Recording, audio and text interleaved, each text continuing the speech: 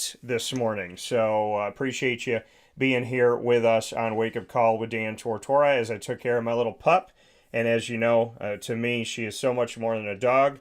She's my daughter, and want to make sure she was okay. So she's doing all right. Just wanted to make sure she had to take care of her this morning, and happy to be able to do that, and happy that she's home, and happy she's okay, and that the doctor, gives good news. So with that being said, here inside of the Cafe Kubal Studios, Cafe Kubal on 3501 James Street, 324 West Water Street, 401 South Salina Street, all in Syracuse, as well as on the corner of Route 11 and Taft Road at Sweetheart Corners in their drive-through location, and on 343 Fayette Street in Manlius, New York. And, of course, you can go to cafekubal.com. I appreciate you all for being here with us where sports meets life. We have a great show coming up for you today. We're going to start the show off with one of my good friends, fellow DMT, and somebody who has done a remarkable job, in my opinion, in this community. We have spent 7 years and counting in partnership, and so I know what the Wildcat venue brings to the table.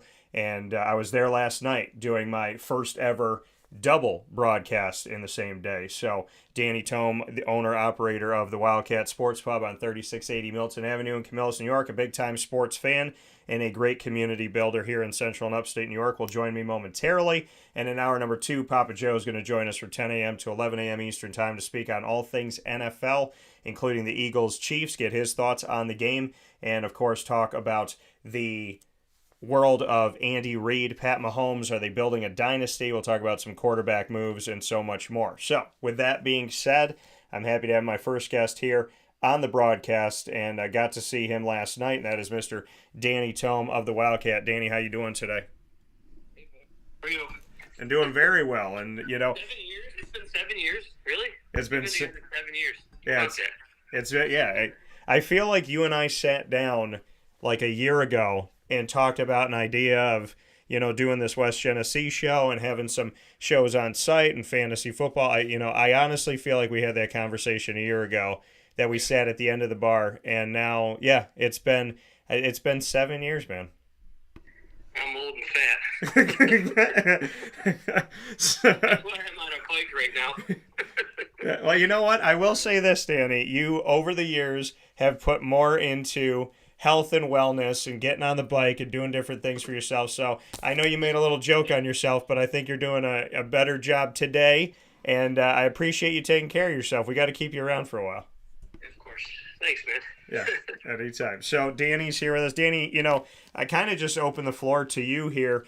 We talk about sports and life, as you know, on Wake Up Call, and I know that, the Wildcat has, for me, created a event. I tell people this all the time, and it's on the commercial that plays every morning on Wake Up Call, and I actually said this last night to Greg, I don't know how you do it, but when you go into the Wildcat, you can have an anniversary party, people on dates, somebody with their parents, little kid birthday party, an anniversary, a team event, and they all work together seamlessly. I've been there for 7 years. There's not, I don't see issues. People are good. There's people drinking at the bar, little kids playing over here, and everything just comes together. I mentioned that to Greg last night. I said, I don't know any other place, and I've traveled around the country, where things can just work in an orchestra the way that they do. It's to you, it's to your staff, and everything you've done there. But it is definitely a very unique and special venue. And I always feel honored that I get to tell people that I do some work there. Yeah, I don't know why it works so well. I don't have all the answers, right? I'm sure there's some luck involved. The staff, the employees, my coworkers, all, for the most part, work in harmony, which is great. And the customers. I mean, the customers are very, you have to be understanding. You have to make it work, right? So we're a big space, large footprint, so that matters too.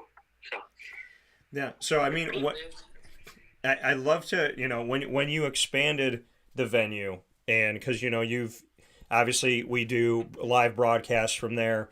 You have live music from there. You have trivia, different things that you do. When you worked on that expansion, why do you feel now that we've had a few years under our belt, to see the expansion, see the stage, the giant screen, the different things that are now available to someone who wants to come there and play music or broadcast a show like myself.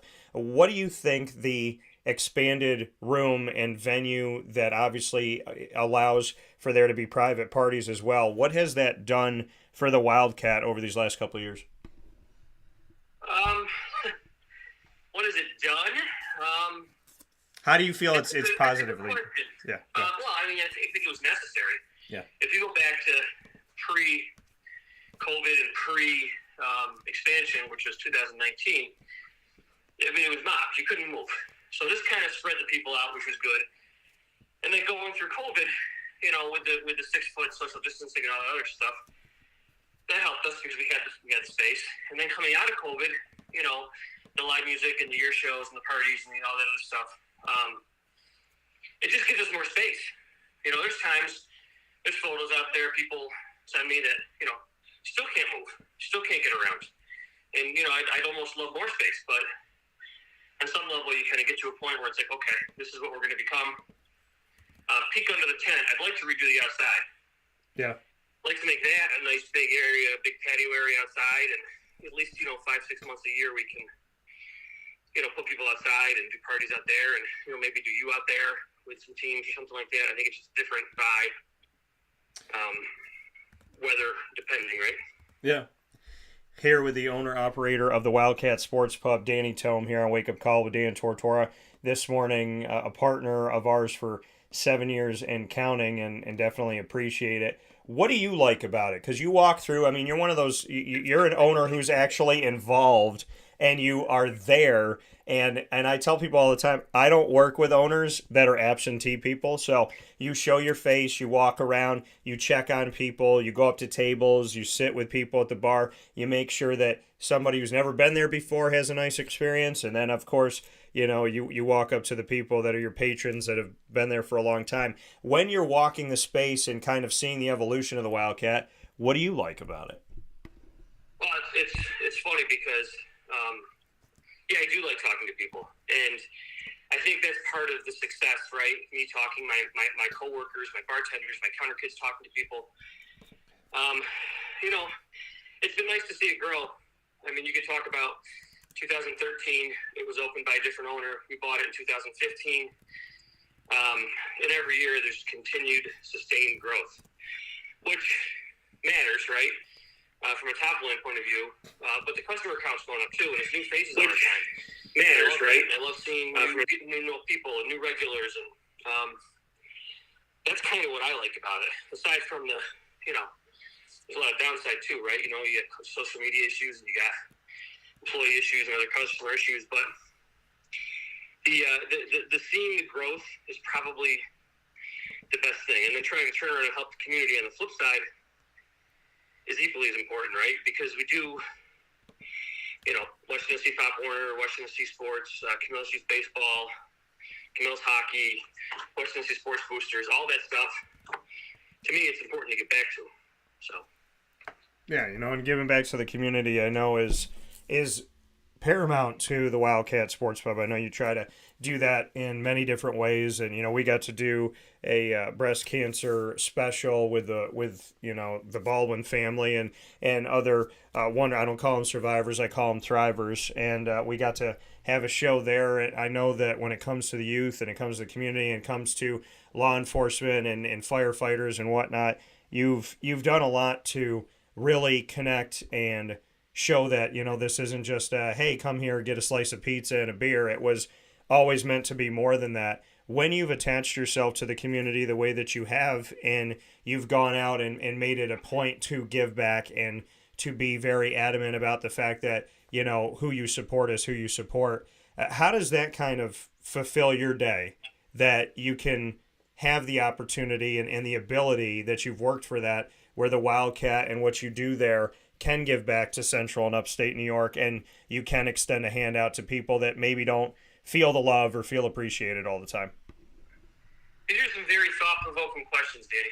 You definitely put some work into this. I woke up 20 minutes ago and I'm on a bike. I gotta think. You know, I guess it's kind kind of what the direction of the restaurant was and is, right? That's kind of what we want to do. So I don't want to say it's a hook. It's not a hook, but it is a hook. It does get people in, and I stand by it, and we will continue to do it that way. And to me, it's just the right thing to do. You just put yourself out there and support the community, and then on the flip side, the community really should support you. It's not a crazy concept. It's just sticking with it for 8, 9, 10 years. That's the crazy part. A lot of people change direction. Yeah. Turn the ship in the middle of the ocean. We haven't done that. We've stayed the course, and that's important. I also think it's important to note to people that during COVID, and I actually put a thank you out to when we had the hockey team last week with Frank Calabufo and the student athletes. They crushed it, didn't they? Jeez. Yeah.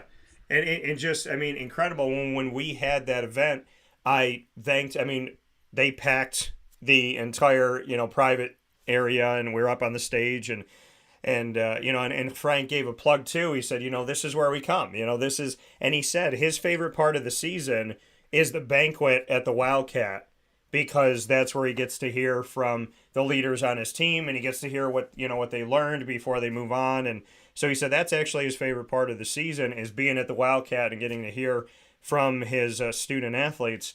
And I thanked people that night that for the last few years, Danny, especially in the beginning of COVID, I thanked everybody for being devout and pulling up and parking in the parking lot and having people run food out to them when you could only do carry out, or only have not even carry out. They had to bring it to the car, so you could only drive up and wait for your food. My mom and I came there. I still think you got the best fried dough in Central New York, and I know people fight me about that, but I get it all the time and I like it.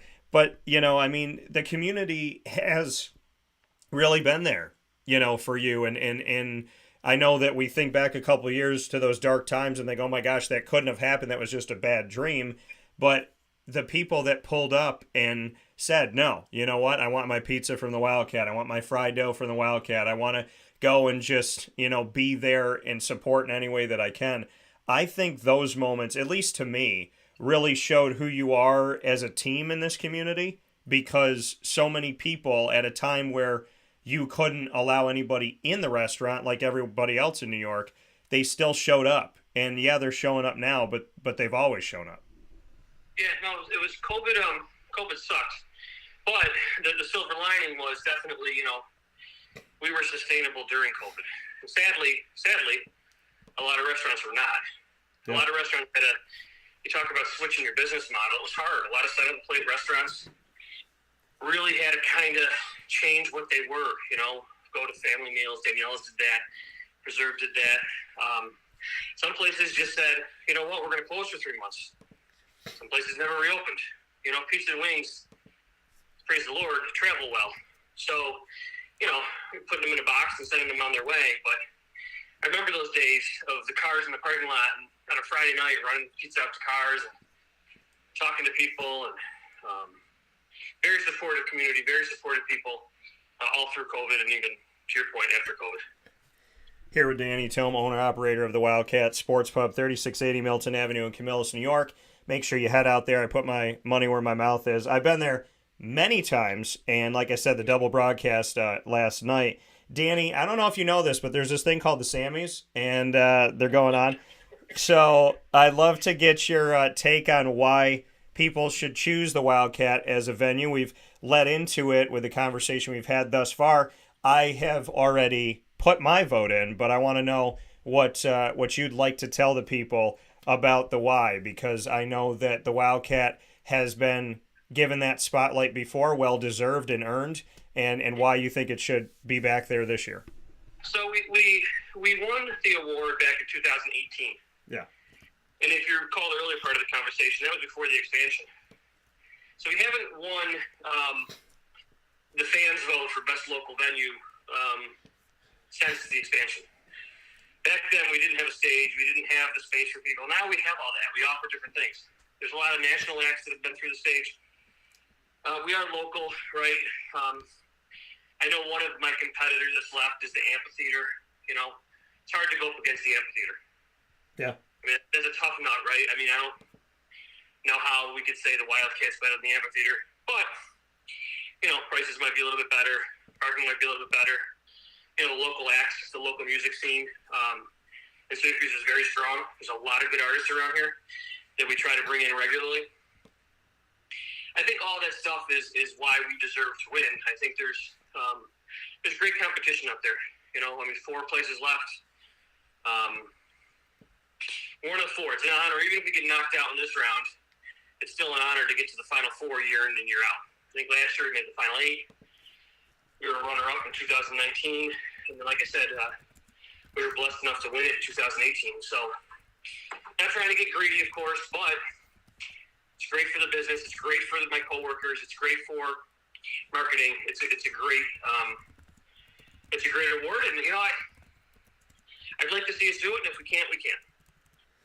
Well, I definitely believe that, and I will say this: the parking, when you put it up against like the amphitheaters, all these other places, parking better.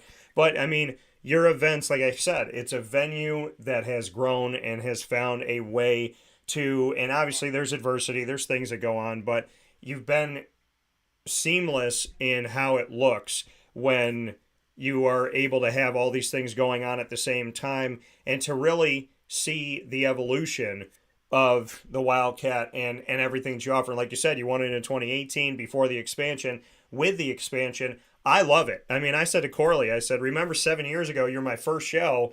And I said, now you're deserving of this. I said, you get to sit on a leather couch on a stage now, because he should. And, so we've evolved. Things change, right? Yeah, and that's the thing. It's like we started in the corner by the children's the children's games. And, that's where we started, prior to the expansion. And now we've evolved to the stage and the couches and, just a really beautiful experience. The kids love it. The messages that I got after yesterday from coaches, from the head of the booster club at West Jenny to, just people that were watching the show, it really humbles my heart. And, Danny, I always say, okay, well, I mean, thank you for the thank you, but you have to thank both DMTs, because Danny and I sat and thought about this 7 years ago. So, you've been an idea guy. You've done a lot of great things.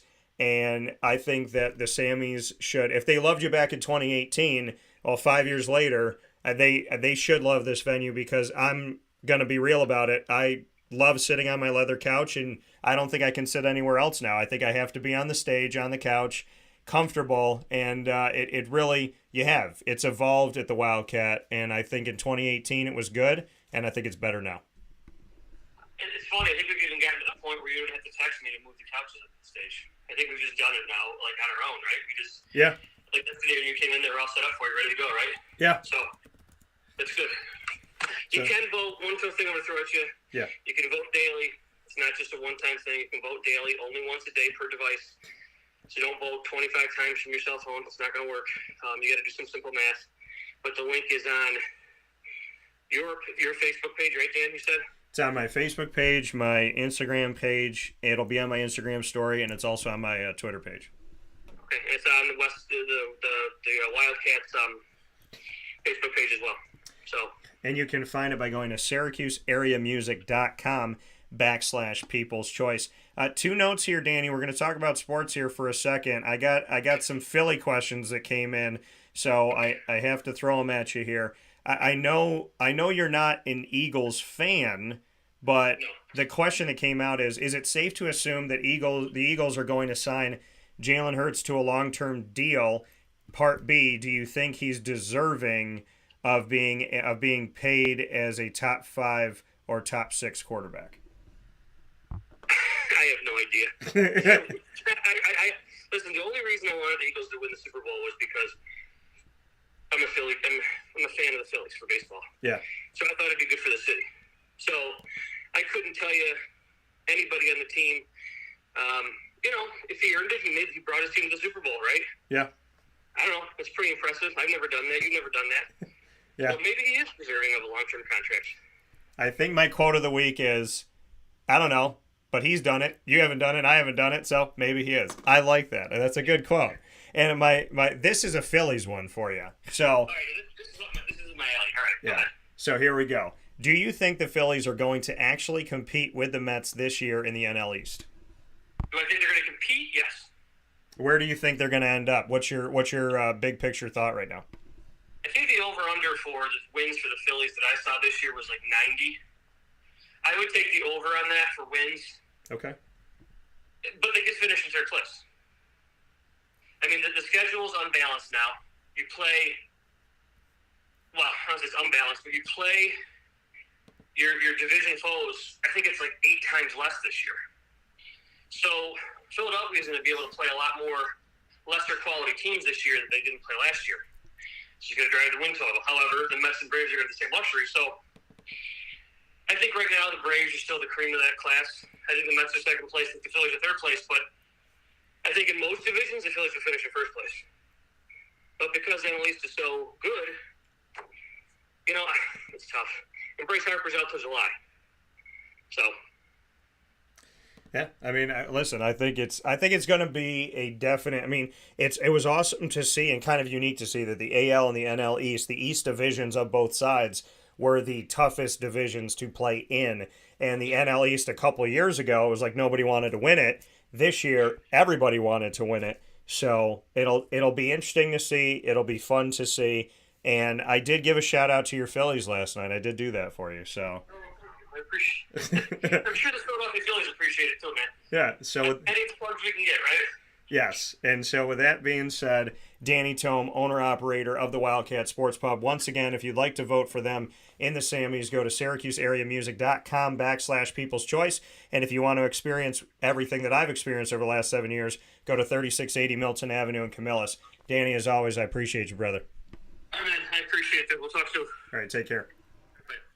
Yeah, coming from Danny Thome once again here on Wake Up Call with Dan Tortora, where sports meets that thing called life. And I can't thank Danny enough for everything that he's done, and more than happy to give him a shout out here as the Sammys are going on. Once again, you can vote once per day per device. So, if you have a laptop and you have a phone, you have a desktop, then, that's 3 votes in one day. But you can vote once per day per device. So if you voted yesterday, you can vote today, and you can vote all the way up too. So if you would like to vote in the Sammys for the Wildcat, you have the opportunity to show your support and love for the Wildcat Sports Pub. SyracuseAreaMusic.com/People's Choice. That's where you go. Voting will end February 19th, which is this Sunday. The top 2 in each category will advance to the final round, and as of right now, the venues you have to choose from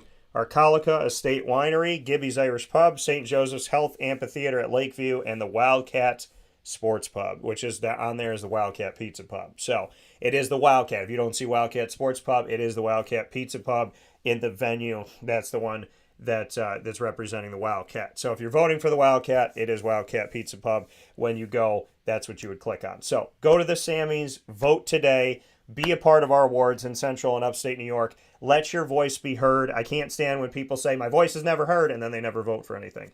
So go to SyracuseAreaMusic.com/People's Choice and let your choice be heard. With that being said, we'll take a step aside for a fast break on Wake Up Call with Dan Tortora inside of the Cafe Kubal Studios. It's smelling good in here. And my Mother Fudger candle from Witty Wicks, which is right around the corner from the Wildcat Sports Pub, is almost out. Thank goodness I bought another one. So, and I got that VIP treatment because there was none on the floor, but it helps to know the ownership. There was one in the back. So my candle will be replenished here in the studio and always shining bright. We are with the Witty Wicks candles here on 190 Township Boulevard in Camillus, New York. So make sure you head over there. It is when you get off that Hinsdale Road exit, the Wildcat's to your left. Witty Wicks is straight forward and right by Movie Tavern. So they're right within walking distance of each other. And make sure you support our wonderful partners, including Witty Wicks and the Wildcat Sports Pub. We will take a step aside. I'm wearing my Ant-Man t-shirt. Why? Because the movie officially comes out today. I can't even believe we're already here. I've been waiting very impatiently for this. Ant-Man and the Wasp, Quantumania, and you can see the little Ant-Man that's on my shirt. So we'll take a step aside. We'll come back in just a few moments after you hear from our fantastic partners in Central and Upstate New York, and then we'll get right back into it here on Wake Up Call with Dan Tortora, where sports truly meets that thing called life, from inside of the Cafe Kubal Studios. Thanks for being with us.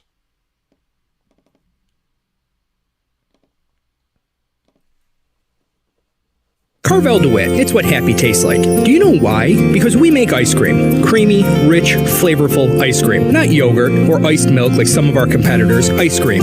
Fresh, by hand, daily. For the calorie conscious, we have something new for you. Our new Carvelite. Same great flavor, creaminess, and texture of our regular ice cream with only 35 calories an ounce. So whether you want an ice cream cake, flying saucer, dasher, carvalanche, hard or soft ice cream, we will satisfy your craving with our fresh, handmade regular or new Carvelite ice cream. Carvel DeWitt. It's what happy tastes like.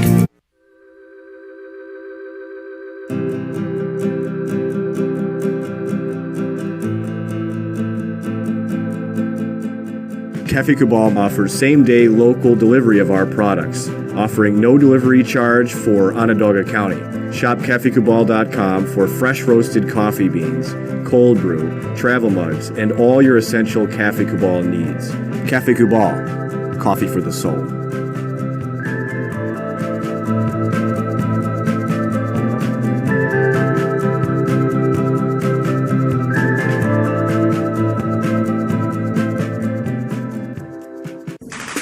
The Wildcat Sports Pub in Camillus, New York is located on 3680 Milton Avenue in the Home Depot Plaza. It is your family-friendly sports bar and restaurant. Folks, some sports bars aren't family-friendly. Some family-friendly restaurants are not sports bars. The Wildcat Sports Pub in Camillus, New York is proud to be both. It is that marriage that you've been looking for years. The Wildcat Sports Pub is your home base for your sports bar and restaurant needs, games for the kids, indoor and outdoor activities, and enough things on the menu to come back every single week and get to try something new. They're open Sundays from noon to 8 p.m., Monday through Wednesday, 11 a.m. to 11 p.m., and Thursday through Saturday from 11 a.m. to midnight. For reservations and party information, call 315-487-2222 for the Wildcat family-friendly sports pub and restaurant.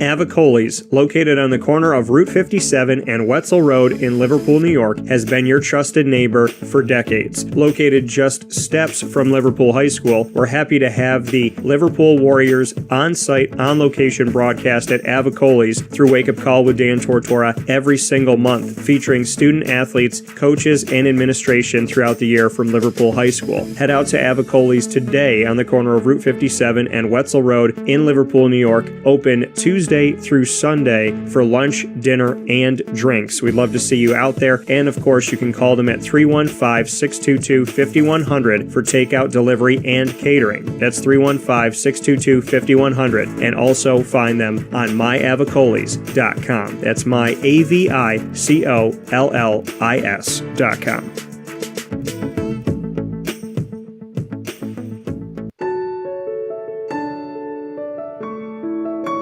Having peace of mind when you're out of town that your furry-loving friend is safe and sound means taking them to Canine Campground, because we all know that when it comes to the love of our pets, it goes well beyond the call of duty to make sure they're safe and sound. Right, Lily?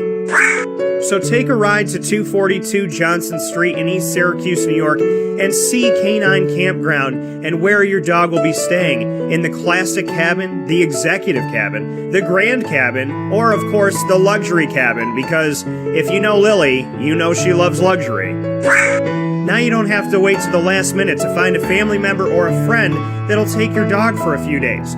Call Canine Campground at 315-299-4013. That's 315-299-4013. Their drop-off and pickup times are Monday through Sunday. Check K9campground.com for more information. That's the letter K, the number 9, and campground spelled with a K.com. K9campground.com. When you're going out of town, bring your dog to Canine Campground.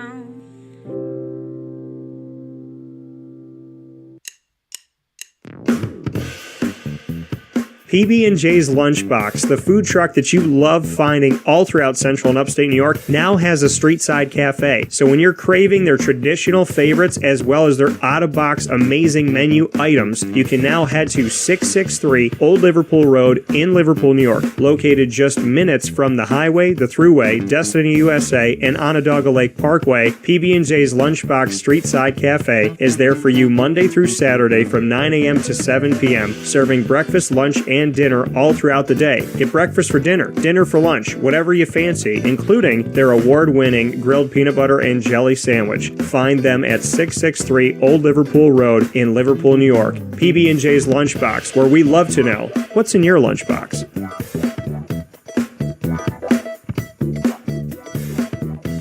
This is a special message from 317 at Montgomery restaurant owner Joel Carpenter. Open Tuesday through Saturday for your dining pleasure on 317 Montgomery Street in Syracuse, New York. We wanted to be a part of the resurgence of Syracuse. We saw a lot of money being put into bringing people back downtown and thought that, we'd like to be a part of that.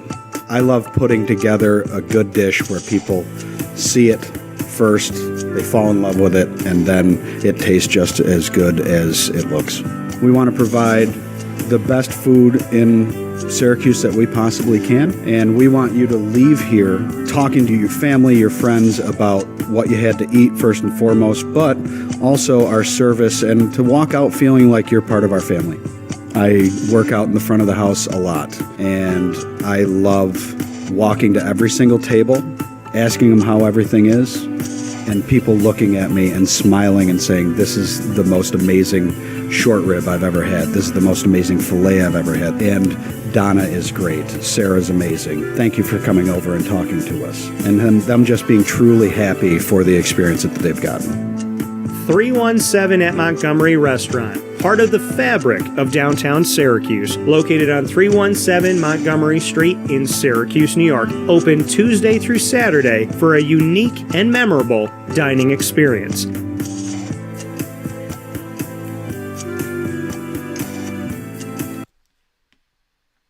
Welcome back here to Wake Up Call with Dan Tortora, inside of the Cafe Kubal Studios, hanging out with you where sports meets that thing called life. Hope you're having yourselves a fantastic morning. I am, because I just got to talk to one of my good friends, Danny Thome, and I get to smell this candle. Like, I'm not kidding with you folks. It's not just, oh, Dan's promoting Witty Wicks. No. I love the smell of this motherfudger candle. I have my No Place Like Home, I have my autumn infuse, I have my winter infuse, and I love them so very much, right? Now I'm a stay-at-home, pardon me. And then I got the motherfudger candle, and I can't stop lighting this one, which is why I had to buy another one. But it smells so good. You open the door to the studio, and it's like this. It's not just chocolate. It's like this aroma of like chocolate and almost like a freshener. I don't even know how to describe it. It's like, it just smells really good. You got to go out and get one. Go to Witty Wicks. Save one for me. 190 Township Boulevard in Camillus, New York, right in front of Movie Tavern. Happy to be here with you inside of the Cafe Kubal Studios. Hope you're having yourselves a fantastic day, folks. You're with us on our social media at Wake Up Call DT on Facebook, at Call DT on the Twitter, and at wakeupcall_DT on Instagram. And once again, if you want to vote in the Sammys for the Wildcat Sports Pub and in general, the Wildcat Sports Pub and in general, if you want to vote in the Sammys, go to SyracuseAreaMusic.com/People's Choice. And I'm actually going to put it on our feed so that you have it here. And yeah, Johnny said grab Dice a candle too. Johnny, what kind do you want? Have you been to Witty Wicks, Mr. Four Dice? So let me know what you got, man. I like Dice. I'm going to call you Dice now. I'm sure other people do. I don't know why I never did, but yes. And Greg said realistic Phillies fan. Great to hear that. So yeah, John. And by the way, shout out to Johnny and the entire team at the Wildcat Sports Pub, which Danny and I spoke about. You can go back and watch it on youtube.com/wakeupcalldt and right here on this feed on facebook.com/wakeupcalldt. It is Danny and the team all together. He would give credit to the team, and I definitely give credit to the team as well. Johnny spent many, many years there, and always good to see Johnny and catch up with him. I love seeing familiar faces and supportive and kind people. Johnny's always been nice to me and good to me, so big shout out to you, man. So, Johnny, you said you want a candle. What kind of candle? Do you want the Mother Fudger chocolate one? What are you looking for? Send it in. Let me know. If you would like to vote for the Wildcat, I'm going to send this off to you right now, folks. So, if you would like to vote, and this is going to be in the feed right now on Facebook, and I'm going to put it on YouTube as well. If you would like to vote for the Wildcat Sports Pub in the Sammys, go to, and you can vote more than once. You can vote daily from different devices. So you can vote daily. So make sure that you know that. You can vote. So if you vote today, you can vote tomorrow. You can vote all the way up to February 19th, which is this Sunday. So go to SyracuseAreaMusic.com/People's Choice, and you can vote today. So make sure you do that, folks. And Johnny said, thanks, brother. What do you say to me here? Apple cinnamon is the best. Wildcat for the Sammys. So, yeah, man, apple cinnamon, that's a really good choice. So, anytime, Dice, happy to help you out, man. So, appreciate you very much, as you know. So, always appreciate you, Johnny, and appreciate the entire team at the Wildcat Sports Pub. I always talk about that, right? Because it's a rarity, especially in today's world, to see a staff stay together. I mean, 7 years I've worked with the Wildcat, and a lot of the faces I saw 7 years ago are still there. So that says a lot about the team. It says a lot about Danny and how he runs it, and I do. As I saw 7 years ago are still there. So that says always, a lot about the a team. It says a lot about Danny and like how I he said, runs I was there it. last night. And I I do. As I saw 7 years ago are still there. So So that says a lot about. It's always a good time to be over there and have some time with everybody. So big shout out to Danny Thome and the team, and thank you, Johnny, for writing in here today. Apple cinnamon. I'll see what I can do. So there's a finder's fee, Johnny, just so you know.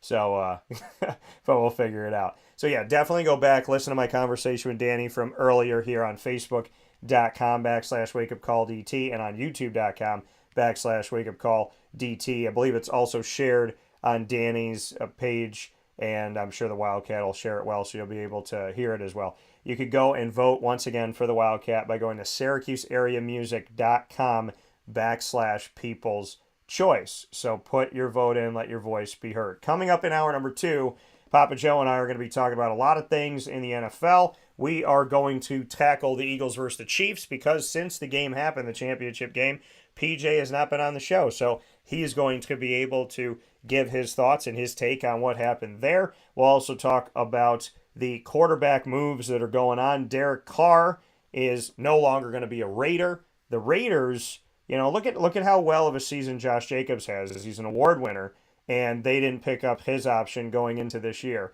And now we know that Derek Carr is moving on, and from here, we also look to Aaron Rodgers and what's going to happen when he gets out of that psychedelic cabin. What will that become of his career? So there's a lot of things going on. We'll talk about Pat Mahomes. We'll also get into Andy Reid. Are they building a dynasty in Kansas City? Are they the favorite for this upcoming championship game for 2023-24? So a lot of great stuff coming up with Papa Joe right after this fast break on Wake Up Call with Dan Tortora, where sports meets life. Thank you for being with us every Monday through Friday from 9 a.m. to 11 a.m. Eastern Time on Facebook.com, YouTube.com, and MixLR.com, all /WakeUpCallDT, as well as on WakeUpCallDT.com and on Facebook.com/LiveNowDT. We'll be back right after this fast break on Wake Up Call with Dan Tortora from inside of the Cafe Kubal studios to speak with Papa Joe in hour number 2 to take us into the future of the NFL.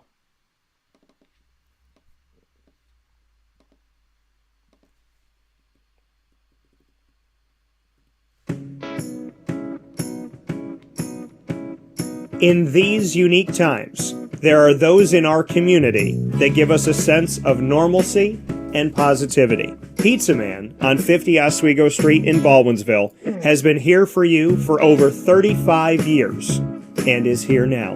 Call 315-638-1234 or order online at pizzamanbeville.com. to bring those familiar tastes into your home. And remember to come see our monthly on-site broadcasts centered around the community and our Baldwinsville beats. Pizza Man in Baldwinsville. Any way you slice it, they are always here for you.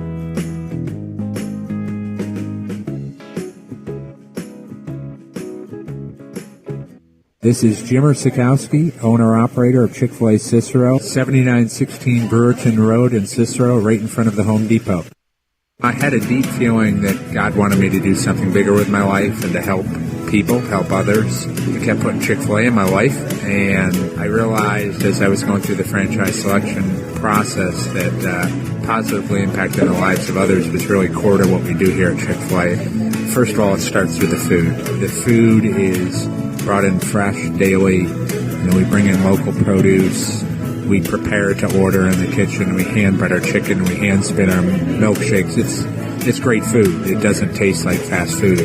I think the second thing is the way people feel when they come in a Chick-fil-A restaurant. It's different. We try to treat people with intentional kindness here, which is very different and deeper than good customer service. And so I think it feels remarkable for most people to come in a Chick-fil-A restaurant. And then lastly, the impact that we try to have in the community is very different. It's a big part of the expectation of every operator of a Chick-fil-A restaurant is that they're actively engaged in their community, they're a leader in the community, and they're making a difference. When they realize that what we're striving to do is to shine a little light in their life, that's a very, very different experience than you will have in any other quick service restaurant. And it's that remarkable experience that I think people will emotionally connect with.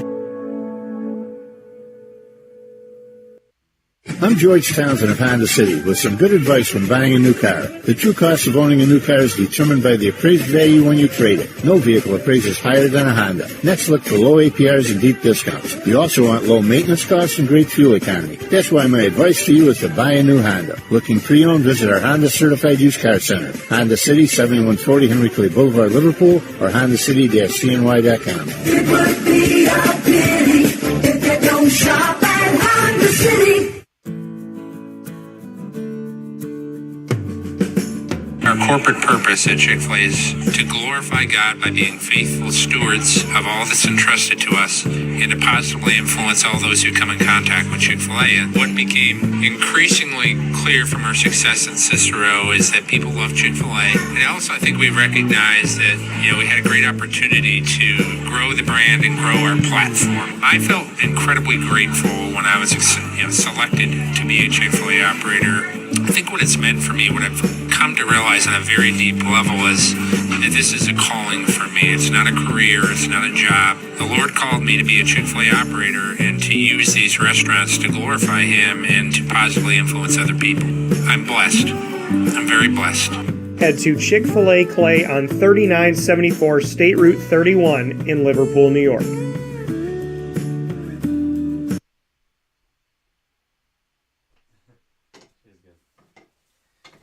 Welcome back here to Wake Up Call with Dan Tortora inside of the Cafe Kubal studios here on Wake Up Call with Dan Tortora. Happy to be here with you every Monday through Friday from 9 a.m. to 11 a.m. Eastern time. I hope you're having yourselves a fantastic day today, making the most of it and just having a good time, right? We're supposed to enjoy our lives. Isn't that the whole point? Enjoy your life. Make the most of the time that you have. Celebrate your life. Don't complain. Get rid of that drama, all that mess. And just have yourself a day that you can look back on and say, you know what? I really spent that the best I could. I enjoyed it. I appreciated it. That's what life's about. That's why you surround yourself with good people and you do good things. And I'm surrounded by, in my opinion, the best of the best. And one of those is Papa Joe. There is nothing like PJ. We were just talking about it off the air. We haven't gotten to see. Now, we had been seeing each other once every couple weeks. At one point it was like every 2 weeks, PJ and Mary T and my big brother Joey, a.k.a. Meatball Number One. And so we've had so much time together. And then I got sick over these last few weeks. Haven't traveled a bunch, obviously. And last time I traveled, I was sick. So, it's been a minute and definitely miss seeing PJ. So hopefully we'll be doing that very soon. I got some news coming up for y'all about what's going to happen. March Madness, that whole bracket time, Wake Up Call has always pushed the term on what we're going to do. I love to create, as you know. I love to build. I love to come up with ideas. I love to be innovative, unique. And this year, we're about to do something we have never done before. Wake Up Call is going to go on the road to bring you the NCAA Tournament Bracket Challenge. So we've done the Bracket Challenge for years. We've made the front page of Yahoo for being one of the top 50, and then I believe the last time we did it, top 20 brackets in the entire world as far as how many people were in the bracket. So we made the top 20, if not the top 15 in the entire world on Yahoo in our bracket challenge. Now we're bringing the bracket on the road, and we're going to be doing something that I'll be unveiling very, very soon. I'm going to tell you it's coming. I'm not going to tell you what it is. PJ knows what it is, but he's been sworn to secrecy. So we will discuss it very soon, so stay close to Wake Up Call. All of our social media, Facebook at Wake Up Call DT, the Twitter at Call DT, Instagram at Wake Up Call _DT. And as those of you know that listen live Monday through Friday from 9 a.m. to 11 a.m. Eastern Time, you all get to hear things first. So just like yesterday when I unveiled, and Papa Joe doesn't even know this, so I'm going to tell him this right now as he gets set to join us for hour 2. Papa Joe, Mother's Cupboard, a staple of Syracuse, New York, a restaurant that has been here for decades upon decades, that is known around the world. They've been featured on food shows. Mother's Cupboard, one of the longest standing businesses in general in Syracuse, New York, a staple of Syracuse, New York, something that is synonymous with Syracuse, New York, offered me something yesterday that I never thought as a kid I would ever get. I thought that this was reserved for like Michael Jordan and Reggie Miller and Karl Malone and so on and so forth.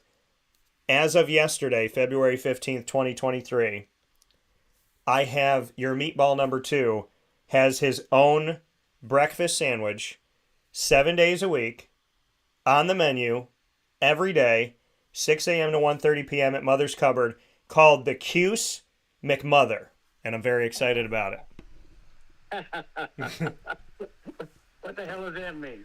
So the Cuse McMother is a bacon, egg, and cheese breakfast sandwich, but instead of regular bread, the bread is French toast. Oh, I like that. Yeah, so it's sweet and savory, and I ordered the first ever one yesterday, went out, picked it up, and ate it in the car on my way to a meeting. So I want to thank Mother's Cupboard for giving me the opportunity of creating the Cuse McMother, and Pete Green and I came up with the name together and then designed the sandwich. So go out and get it. You can get it right now while you're watching and listening. You can head out there, 6 a.m. to 1:30 p.m., breakfast the entire time they're open, 7 days a week. Go to 3709 James Street in Syracuse and get the Cuse McMother. And the way that he cut it, he cut it into an S. So that looked cool as well. So the Cuse McMother now available. And PJ, when you and Miss Mary T come up here, I'll make sure you guys get a breakfast sandwich the right way over at Mother's Cupboard. Okay. Are they in Eastwood? Yep, they're right in Eastwood. Oh, boy. I don't stop at ground. Yeah. So they are there. They're there right on the way to the James Street Wegmans, right where James Street and Teal Ave find each other, and down the road from where my both of my grandparents on my dad's side where they built their family right there in Eastwood. So my grandparents could have walked to Mother's Cupboard, and I'm very humbled and I'm very honored, because if I know they're watching up above, and I can only imagine what they're thinking, that I have a sandwich there. So I'm very, very appreciative, very honored, very hungry when I talk about it. So we'll have to get one when you come up. Okay, that'll be fine. Yeah, coming from PJ. So Papa Joe here with us. Thursdays are reserved for Papa Joe. He has an entire day of the week just for him. And it's Thursday here on Wake Up Call with Dan Tortora. We're going to talk about a lot of things inside of the world of the NFL. Just so you know, folks, I call it fake news as a joke. But in reality, I just say it because it's still snowing when we're talking about baseball. But baseball is right around the corner here, folks. In February, baseball is going to be happening. The games are going to be going on in March. It's insane, but it's real. and it's coming right around the corner. So before we jump into football, PJ, can you believe that it was a negative something up here last week, and baseball is going to be happening in just a few weeks? Well, the northern teams are going to have a tough time trying to play the schedule in March and April. It's not worth it. I've always advocated that the teams that have the warmer weather start the season off, and then transition to the colder weather. The first games, the first exhibition games, I think are going to be on the 24th of this month. So really, they've been down there throwing around and pitching around and goofing around, doing what they do best. And pretty soon we'll be watching spring training. I'm not sure I'm going to get any of those games on my MLB package, but it'll be interesting to talk about them in the next couple of weeks or 3 weeks before we can set the tone for what's going to happen for this year. A lot of changes made, obviously, but we'll get in that when we start talking baseball. Yeah, and I just got a message from my big brother, Meatball number 1, Joey, who said to me, "Yo, what's up? You owe me a steak dinner. Hashtag Mahomes is the GOAT." So you and I were both wrong. We both went against Joey, and so I owe Joe a steak dinner because we did a little bet on this. So I guess I should. What'd you say? And he's going to collect it too, but I gotta be clear about that. As a pundit, I thought that Philadelphia had the best team overall, special teams, offense, defense, and I picked them because I thought they were the best team. Not that I was cheering for them, because I'm a Kansas City guy, but I know you are a Philly guy. But watching the game it's incredible. But Philadelphia had the best team in the league, and they just come up a little short. But that's why they play the game, as the Boomer says. Yeah. And listen, I mean, I take nothing away from Pat Mahomes. I'm a Jaguars fan through and through. I respect the heck out of him. He played a heck of a game, got hurt, came back in the game, and then went up in the next game, got hurt, came back in the game against Cincinnati, and then got hurt in the Super Bowl and went out and came back in that game. So, I said there's something in soccer where it's this like little water bottle. It's like this unidentified water bottle. There's like no label on it. And I joke around about this, but sometimes it feels this way. A guy will like break his leg, bone sticking out of his leg, and he can't walk. And then somebody will go up and spritz him with this little water bottle, and he runs like a gazelle. I think that Pat Mahomes maybe got a hold of this soccer water bottle. I have no idea, because this man, like he did in all the other games, he beat Jacksonville on his feet. He beat Cincinnati on his feet. He beat, in the Super Bowl, he beat the Eagles on his feet. Came out after halftime and ran for first downs. Ran to set them up. This man, who has been injured for weeks upon weeks upon weeks upon weeks, continues to run, continues to get first downs, and I don't understand how he can look like he's not okay, and then all of a sudden, PJ, he comes out running. It's like, it's one thing to say, okay, he's going to try and play through it. It's another thing to say, this man ran for a 15-yard, 20-yard first down on a high ankle sprain.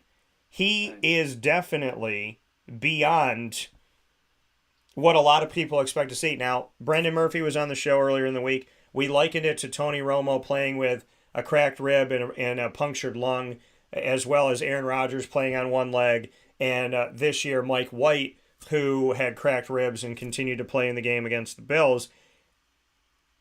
When you watch Pat Mahomes, he's incredible. When you watch him injured and run for a first down and come out in the second half and look like he's 1,000% healthy, I mean, how do you define Pat Mahomes when this man plays injured and gets hurt in the first half and then all of a sudden comes out in the second half, and not only is he Pat Mahomes, but he's running all over the place? Well, he's an extraordinary player. We know that. He's a generational player. Yeah. And when he tweaked that ankle just before the end of the first half, I looked over to Joe. I said, "Joe, the game is over." He said, Dad, don't say that. He says, he'll come back. I said, he can't even walk. You look at him on the sidelines, on the chair, on the bench over there. He's screaming. He puts his head down on the trainer as if he's a little girl, a little boy. I mean, he was a herding gator. And you're right. Bring him in there. Of course, they had an extra long halftime show, but I'm sure they shot him up with some cortisone and taped it any which way they can to strengthen it. But he has tremendous resolve. He's an extraordinary young man. But, you know, for all of Patrick Mahomes and what he does, he's MVP and everything. The best player in the game was not him. It was Jalen Hurts. Now, you know me, I've been critical for years about this run-pass option stuff and how these general managers and the coaches are using these quarterbacks as a runner. And I still don't like it. I do have to say that Jalen Hurts probably does it better than anyone other than Justin Fields, but Justin Fields isn't a quarterback, I don't think. I mean, Jalen Hurts, I'll tell you what. You call up the Philadelphia people and say, pay the man.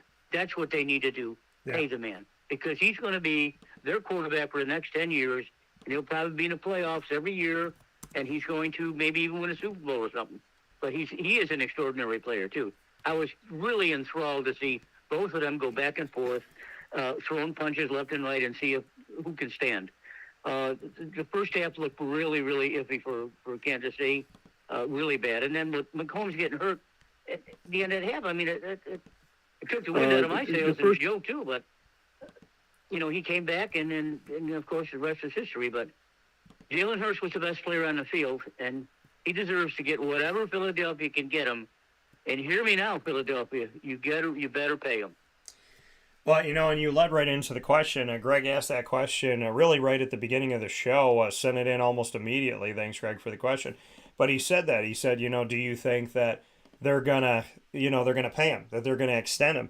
And I would say yes, because right now, in this moment, as we speak, in my opinion, the best quarterbacks in the NFL right now, in my opinion, Pat, and I'm not putting this in any specific order, but Josh Allen, Pat Mahomes, Jalen Hurts, these are some of your best guys. I think Aaron Rodgers is really talented, but I don't know if I would even put him in there anymore. Pat Mahomes to me, Josh Allen. I'm not saying down in history that Aaron Rodgers is going to make it into the Hall of Fame and all that stuff. I'm not saying he didn't win a Super Bowl. I'm not saying any of that. I'm saying right now in today's NFL, if I was a franchise and I wanted a quarterback, there's certain guys I'm looking to. And the upper echelon, that upper tier, tier one, if you will, that's Pat Mahomes, that's Josh Allen. And I would put Jalen Hurts up there. I'd put Joe Burrow up there as well.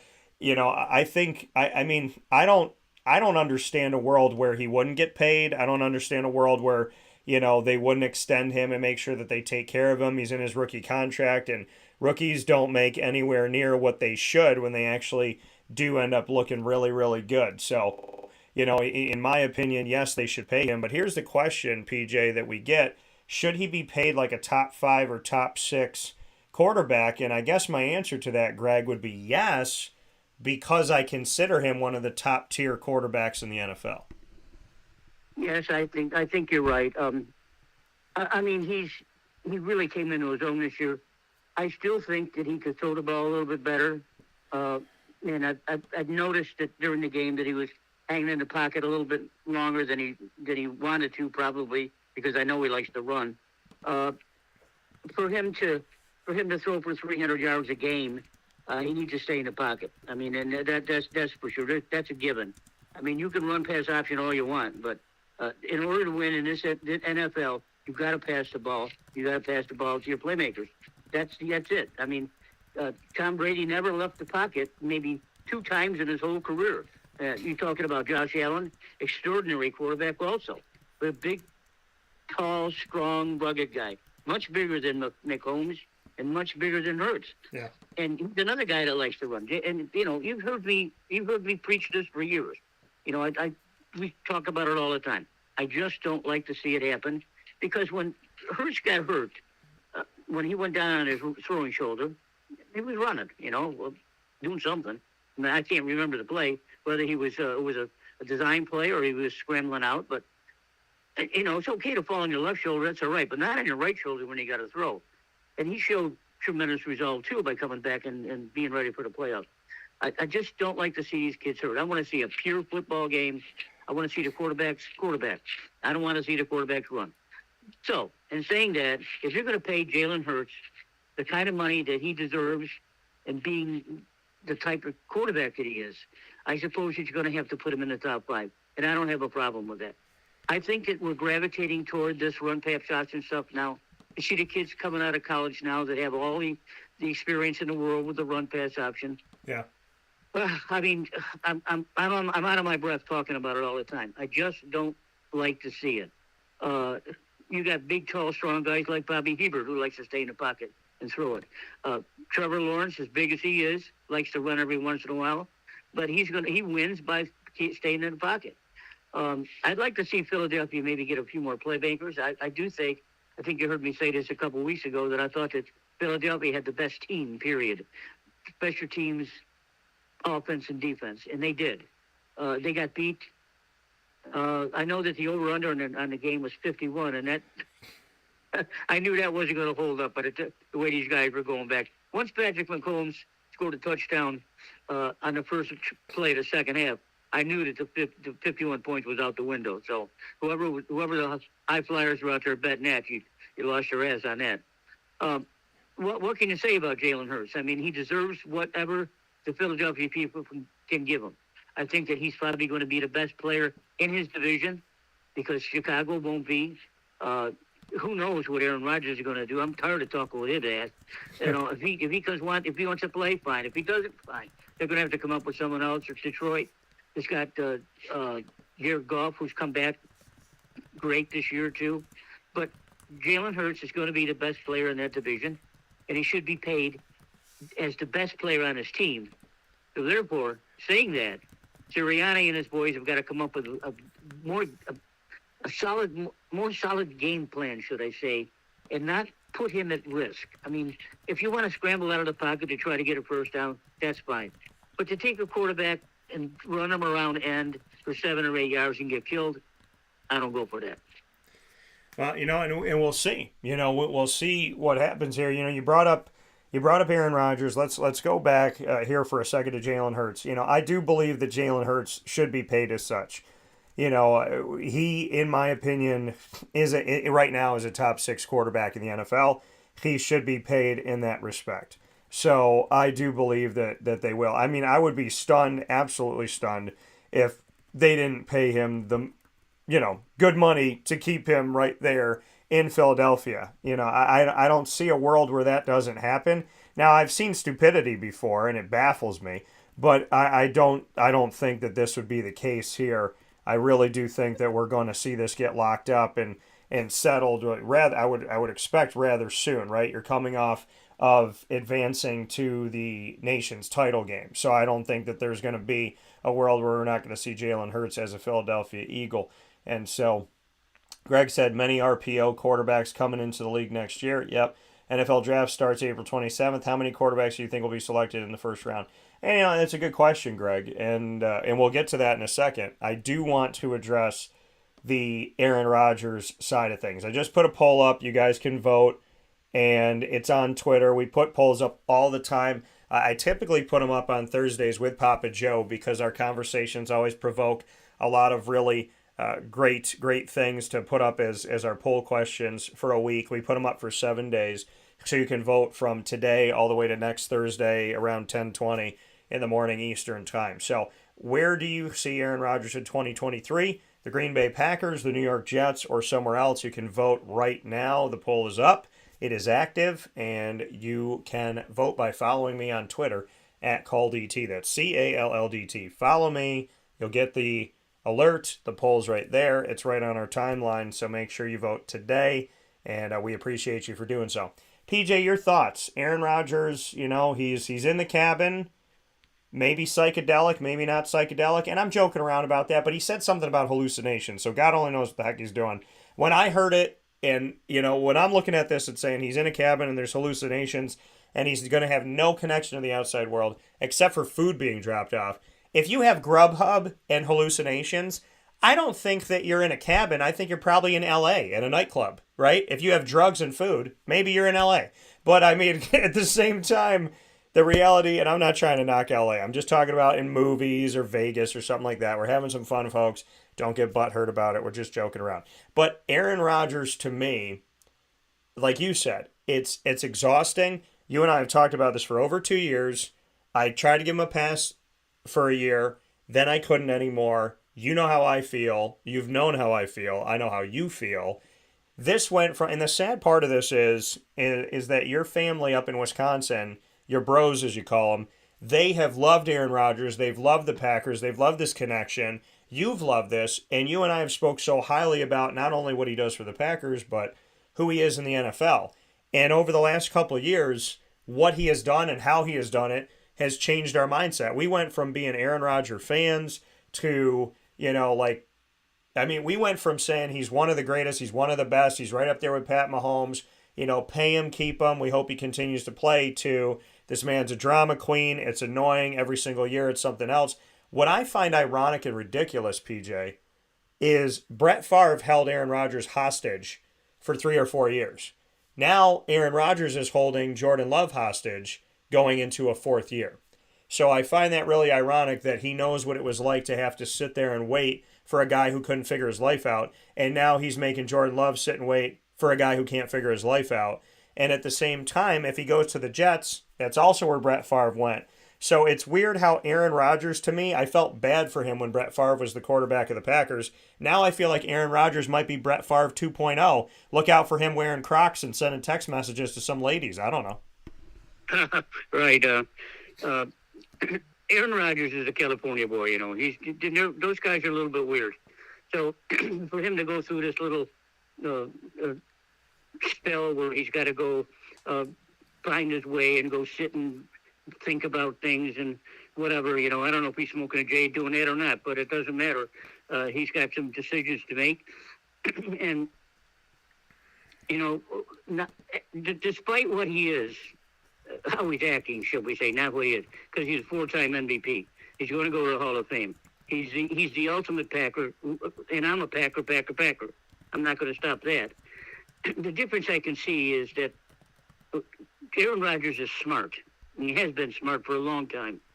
And when he was watching Brett Favre, he didn't really bitch that much. I mean, he complained a little bit just to, break balls with the guys, but he would watch Brett Favre and how he played. And subsequently, he turned into one of the best quarterbacks that's ever played. I mean, he is that good, and not now he isn't, but he was, and should be remembered as that. Now, I'm not sure Jordan Love is that smart. I mean, I hope he is, because if he's going to be handed the keys to this Cadillac, he better be as smart as, at least try to be as smart as Aaron Rodgers is and learn the game. I'm sure he's doing that. Probably physically talented more than Aaron Rodgers, but Aaron Rodgers is smart. You can't be a quarterback in this league and be dumb. You can't be. You can't be. It's not be. I busting up Jameis all the time. You can't be dumb in this league, and you can't make stupid mistakes all the time and expect to hold your jobs. I mean, it's not going to happen. Look what happened to Geno Smith. He was absolutely going nowhere. All of a sudden, he goes to the West Coast, and he's reinvited. That's good. I'm glad to see that. I hope that he can be all right. I'm not sure the second year is going to be as good as this last year, but all the quarterbacks in this league are smart. We forgot to talk about one other guy and put in that quarterback class, and that's Joe Burrow. Joe Burrow is smart, period, smart. And he can process the game in 5 seconds quicker than anyone on the field right now, including Mahomes. So he's right there. He doesn't run near as much. I mean, he doesn't run designed. He runs when he has to scramble for a first down or something. So there's a lot of issues with the type of quarterback that's going to be coming in the league. And I think that all started with Lamar Jackson. Now he's hurt, and hopefully he'll come back and play again. But the kids that are coming in the league, even my guy from Florida, Anthony Richardson. Anthony Richardson is a freak. Yeah. He's 6'4", 230 pounds. He's stronger than the linebackers and outruns defensive backs. That's how freakish he is. Now, whether he's going to transition into a football player, I'm not sure. He's not the best thrower of the ball, but he sure as hell can run. And there's a lot of those guys out there too that will throw for 2,500 yards in college and have 15 touchdowns and rush 600 yards and 5 touchdowns running the ball. It's a whole different ball game. The athletes that these kids are going to face are much, much, much bigger, faster, and stronger than anything they've ever seen in college. So if you think you're a cocky guy coming out of college with a run-pass option, you'll be flat on your ass in no time. You look at this, and the run-pass option, listen, it is the way that things are going. It does provide another element to the game, and I'm not against it because I like it. If people can, I totally, fully, completely understand your point, and it is heavily documented, your point in injuries and putting yourself in that type of situation when you are a running quarterback. So I totally, totally get that. I like the running quarterback. I like the versatility. I'm a fan of Donovan McNabb and Eric Dungy. Being at Syracuse, the best quarterbacks we've had could run. So, I think that from that standpoint of growing up and seeing that, here in my hometown and my whole life, I do like the running quarterback, but I fully understand, and like I said, well documented with many factual evidential pieces here that, these quarterbacks do have a higher tendency of getting injured, putting themselves in that type of position. So it's totally understandable there. I put another poll up while we were talking. If you were an NFL franchise, who would you rather have right now? Not Aaron Rodgers 10 years ago, right now. If you were an NFL franchise, which quarterback would you rather have leading your franchise? Aaron Rodgers right now. Aaron Rodgers or Derek Carr? And early polling, 75% Rodgers, 25% Derek Carr. And polling and where you would like to see Aaron Rodgers and where you think Aaron Rodgers is going to be in 2023, not where you would like to see him, but where you think he will be. We have 50% saying the New York Jets, 25% in early polling saying the Packers, 25% saying somewhere else. So, PJ, your thoughts on these questions? Where do you see Aaron Rodgers in 2023? Packers, Jets, somewhere else? And if you had to choose right now as an NFL franchise, which quarterback at their age right now would you want? Derek Carr or Aaron Rodgers? Well, Carr's only 34 years old, and he's a big, strong guy too, much bigger than Aaron Rodgers. I would have to say Carr because of his youth. And he throws the hell out of the ball. Aaron Rodgers. I can be frank on this program, and I like to be that way. I don't think Aaron Rodgers is going to play this year. I think he's had it. I don't know. His ego is so big that I don't think that his ego will let him go on the field unless he can play at a high level. If he's going to be a mediocre quarterback, like he has been a couple of times in recent history, I don't think he's going to want to be that. Whether he wants to have his body go through the punishment of going through a different training camp with a different coach and different players, I don't see him doing that either. I really think that he's going to retire. I don't think we'll hear from him again, and I don't know if he's got a big contract in mind to be a TV host like Tom Brady, but I don't think, Daniel, I don't think he's going to play. I think he will play. I think he will take his time. I think he will hold somebody hostage again, and I think eventually he'll be a Jet. So I don't see him staying. If I had to choose between the Packers and the Jets, is what I'm saying. I do think he could go somewhere else. I don't think he's going to go to the Raiders. People say why? Because Devontae Adams ran away from him. And so if he chases after Devontae Adams, Devontae's going to be really pissed probably. But, I don't know. I'm just making a joke. But, think about it. Aaron Rodgers signed the mega deal with the Packers. And 3 days later, not a week later, not a month later, not through, a long-term back and forth. 3 days later, Devontae Adams said, peace out, I'm done, I'm out, I'm not with this guy, I'm not hanging with this guy anymore. As soon as Aaron Rodgers got his money, Devontae Adams got his money somewhere else. So I don't see him going and chasing Devontae to the Raiders because I don't see Aaron Rodgers' ego going and finding a person who left him. I don't see that. And so I think Aaron Rodgers, if I had to put my feet to the fire right now, will not be a Packer. I could see him being a Jet. And we'll see where the chips fall. But I mean, he's doing his best impersonation of Brett Favre right now, I'll tell you that much. So, with that being said, PJ, before we take a step aside for a fast break, Greg, what did Greg say here? Carr gives you a top 20 quarterback at minimum, plus will come at a cheaper price tag than Aaron Rodgers. Yeah, it's true. It's about some people buy into Aaron Rodgers' name, the fact that he won a Super Bowl. I think Derek Carr is underrated. I said it last year. Going into fantasy football in the NFL, you know that we preview the pro and college football season from Hooters iDrive in Orlando. So we spend the whole week there previewing college and pro, and I give my rankings. I wait and I give my rankings when I'm down there, and I had Derek Carr probably higher than some people would have him. Their top 15, top 20 rankings in the NFL, because I do think he's better than people give him credit for. Looking at the draft, PJ, knowing that I think Aaron Rodgers will hold somebody hostage, or hold the Packers hostage for a while, maybe the Jets, we'll see. We do know that when the draft comes about at the end of April, that we have Bryce Young from Alabama, we have C.J. Stroud from Ohio State, we have Will Levis from Kentucky, Hendon Hooker from Tennessee, who transferred in there from the American. We have Tanner McKee from Stanford, Anthony Richardson, you mentioned, from your Gators. We have Jaron Hall from Brigham Young, BYU. Stetson Bennett from Georgia. Clayton Tune, who I covered at Houston and interviewed. Aiden O'Connell, who played up against Syracuse here recently with Purdue. And I said then that he's going to get a shot in the NFL. I really believe that. You have Dorian Thompson-Roberts from UCLA. You have Jake Hayner from...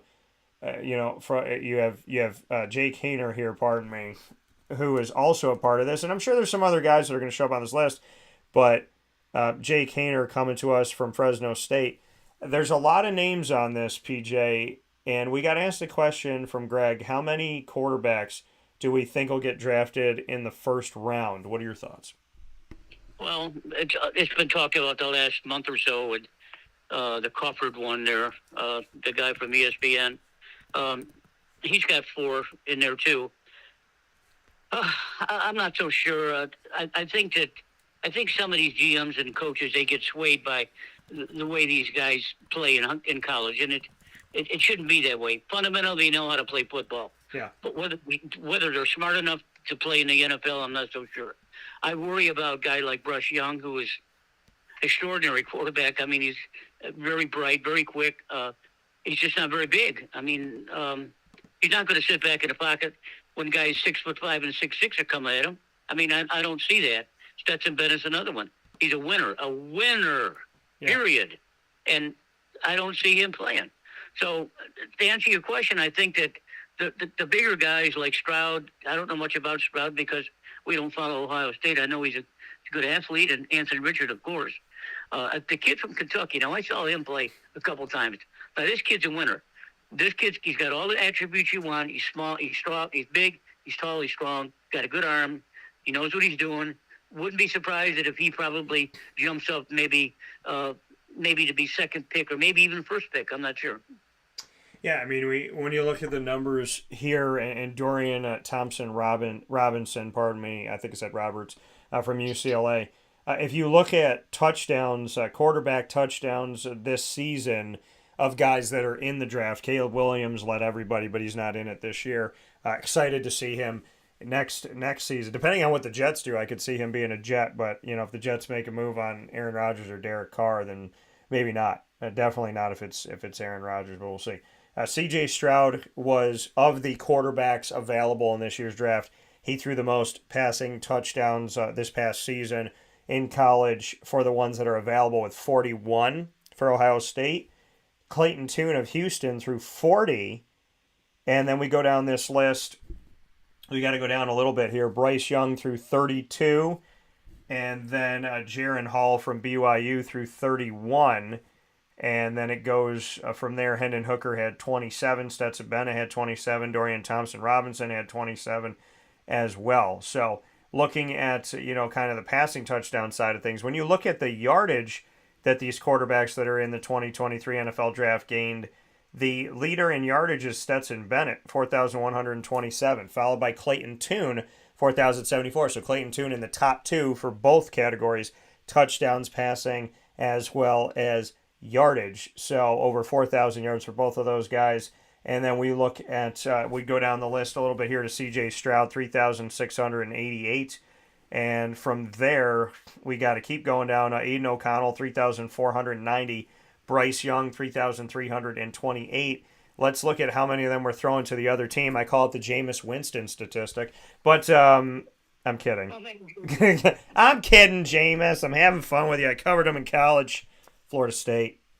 And I can't say Florida State's Papa Joe. I can't do I can't. He'll freak out. So the next one, so the interception-wise, Aiden O'Connell of the quarterbacks available in the 2023 NFL Draft, he threw the most interceptions of the guys we talked about with 13 this season. And then the next one that we would have here is Clayton Tune, who threw 10. And beyond that, Will Levis also threw 10 for Kentucky. Dorian Thompson-Robinson threw 10 as well. And so all those guys threw double-digit interceptions. And, obviously I didn't name Stetson Bennett in that. I didn't name Bryce Young in that either. So, they're taking care of the football and not turning the ball over is important. Anthony Richardson threw 9 interceptions this year and had 17 passing touchdowns. So, that's to kind of just look at them by the numbers statistically. And then, like PJ talked about, people are going to look at height. They're going to look at, different things here.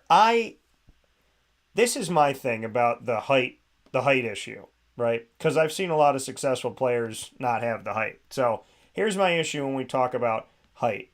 You can't teach height. You can't change height. But who thought Stetson Bennett as a preferred walk-on was going to be a starter, let alone be at Georgia, let alone be a back-to-back national champion in the college football playoff? Hello. And so there's that. You look at that factor, and I think that has to factor in somewhere. Bills fans, when you mention Doug Flutie, if you're not a Bills fan, people have like a warm look on their face. You mention it to a Bills fan, warm look on their face. People are, Doug Flutie. Oh my God, I love Doug Flutie. I don't think I've ever heard people, and I don't know if I've ever heard anybody say to me, I hate Doug Flutie. So, and people would joke, what? He can't even see over the offensive line, blah, blah, blah. So I don't think that somebody should be judged on that, right? There's like, this is their hand. You've heard things in the past, like this guy has a really big hand and he grips the football. And, they say like certain quarterbacks didn't have big hands, and then those go on to be some of the best quarterbacks in the NFL. There were people that were worried that Trevor Lawrence was going to have a down year and that his freshman year was a sign that he wasn't going to translate to the NFL. And I thought that was hilarious, having covered him at Clemson. I wasn't worried at all. I can't tell you how many people said to me, seeing him, it was good to see that, he got better in the year 2. I didn't know if he was gonna, or I thought he was gonna, or people were saying he wasn't gonna.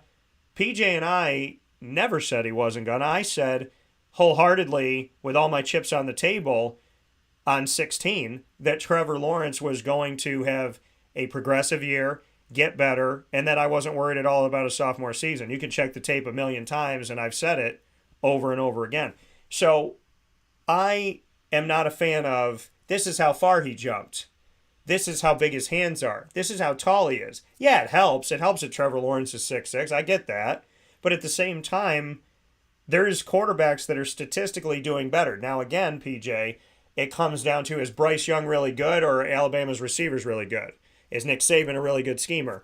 Then we go to Stetson Bennett. Is Stetson Bennett really good, or does he just, have those receivers in Georgia? But then you go back and look at the passes that these guys made. Stetson Bennett deserves an opportunity. Clayton Tune was talked about, but now he backed that talk up. He's about it now. 40 touchdowns this season passing. So, to me, I'm more of a get them in, look at them, work them out, see what they got, talk to them, understand their personality, their leadership, their faith, their morals, their values, because I am not a fan. Like, if I drafted Shirley on how big a hand size was, that would probably bite me in the butt at some point. That's true. One point here that needs to be made. Bryce Young, remember, was the Heisman Trophy winner a couple years ago. And that's the season that he had big yards and big touchdown passes. This last season wasn't quite as good. And subsequently, Alabama's team wasn't very good. Nick Saban wasn't a very good coach. So where does the fault lie? Does it lie with Bryce Young because he wasn't as good as the year before, even that he didn't have his wide receivers with him? No, I don't think so. Stetson Bennett is going to play somewhere. Yeah. He's going to be on someone's roster. Green Bay. I mean, he's a proven winner. I mean, he'll win some games, even if he comes in like Gardner Minshew. He's smart. He's going to win some games. So, you're right. You brought up good points on everything like that. But give me a big, tall, strong guy that can stay in the pocket, like Ben Roethlisberger, and just rip a defense apart. That's all. I mean, when you see some of these big, tall guys, especially Trevor Lawrence, his ball is so far up over his head when he's throwing. Yeah. When he throws downhill. Yeah. So all of these guys throw downhill, the big, tall ones. And then you got a little loopy pass, like Bryce Young would throw or Stetson Bennett. But, where do you judge that? I mean, do you want a guy looking downhill and throw a ball, or do you want to have a winning quarterback that could just flip it over the linebacker's heads and settle into a tight end? It half a dozen one has to the other. Yeah, I mean, and listen, I'm not saying that it doesn't help to be tall. I'm saying at someone who stands 5'8", you got to figure it out. I mean, I played basketball most of my life, and one of my closest friends is a head taller than me. So I learned how to beat him at his own game by understanding him and understanding his mannerisms and knowing for the most part when he was going to shoot. So I would jump before he jumped. So I was taller than him on the way up, which meant that I could block his shot. So all I'm saying is I love the Trevor Lawrence situation, but if you tell me Stetson Bennett has all of the things you need to have and all of the intangibles and all the great stuff, but he's just not the height I want, I mean, to me, that's ridiculous talk. So give a guy a chance, give a guy an opportunity. Not all these guys Kyler Murray's not huge, right? I mean, there's guys out there that have found a way to get it done, and I think... What'd you say? He may be out of a job. Well, yeah, and and Kyler Murray, listen, Arizona changes their quarterbacks and head coaches like I change my underwear. Daily almost. So, daily for me, almost for them. I didn't mean to imply that I don't do that daily. I do. So we'll take a step aside for a fast break, and we'll get back into it here with Papa Joe once we come back on this wonderful edition of Wake Up Call inside the Cafe Kubal Studios. We still have to talk about Eagles, Chiefs, Andy Reid, Pat Mahomes, and you know that Papa Joe is the king when it comes to halftime shows and music. He is a lyricist in the heart of who he is. He's going to break down every single element of halftime shows. I'm kidding, folks. In reality, Papa Joe probably went to the bathroom and got some ice cream. That's probably what PJ did. But we'll talk about it right after this on Wake Up Call with Dan Tortora from inside of the Cafe Kubal Studios. Stay with us here as we continue our conversation inside of the NFL. Folks, I told you, I talk about fantasy and reality of the NFL all year long. Why? Because there's always something happening. The Super Bowl just happened last Sunday, not even a week ago. And there's already a billion stories. PJ and I also have to talk about the Jaguars made a move last year, and some people said, why? I kind of was like, okay. Before the trade deadline, the Jaguars got the rights to Calvin Ridley, who was suspended from the NFL. Well, he just applied for reinstatement, which means that the Jacksonville Jaguar AFC South champion won a playoff game and gave Kansas City the best game that they had all playoffs. They played them better than any other team did, arguably. Well, those Jaguars might get Calvin Ridley for $12 and a Charms Blow Pop. It's cheaper now because he was suspended from the NFL. He's applied for reinstatement. We shall see if he gets it. And picture Trevor Lawrence and Calvin Ridley with everything else the Jaguars have. Hopefully, this adds to it because on paper, it looks tasty. We'll take a step aside for a fast break. We'll be back right after this inside of the Cafe Kubal Studios. This is Wake Up Call, and we appreciate you for being here.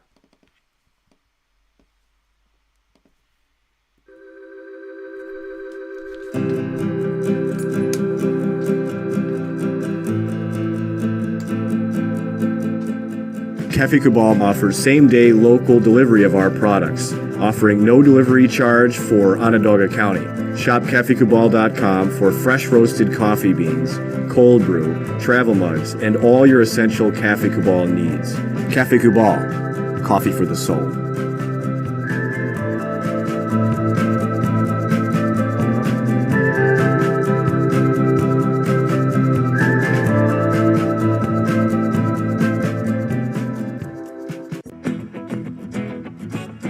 Hi, this is Amy from Mother's Cupboard, home of the whole frittata. We are open daily 6 a.m. to 1:30 p.m. For takeout orders, call 315-432-0942 and tune in to Wake Up Call with Dan Tortora for our monthly food challenge and try our Wake Up Call signature menu item available 7 days a week. Here at Mother's Cupboard, we are Central New York, and it's our honor to serve you.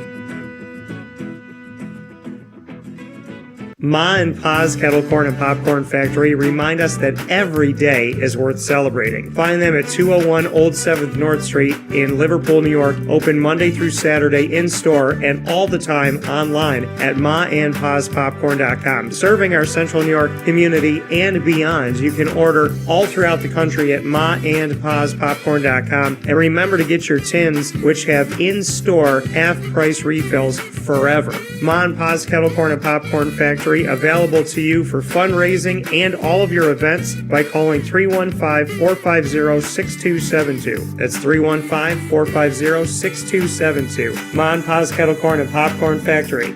How corny are you?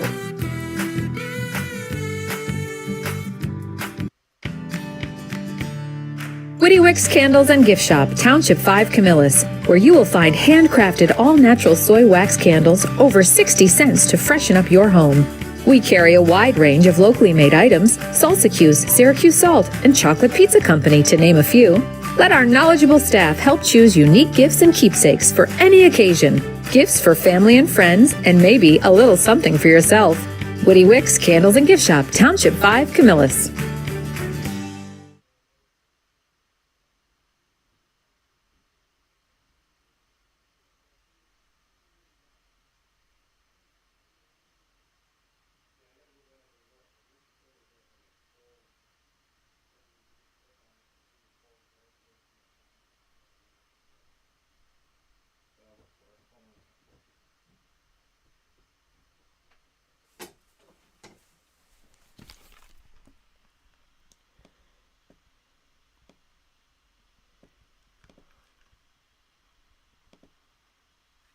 This is a special message from Merritt Brady, owner-operator of Chick-fil-A Watertown on 1290 Arsenal Street in Watertown, New York. Chick-fil-A for me has always been about the people. I think it starts with the strength and leadership of the Cathy family. It's just amazing to see a family-run business reach the altitude that they have.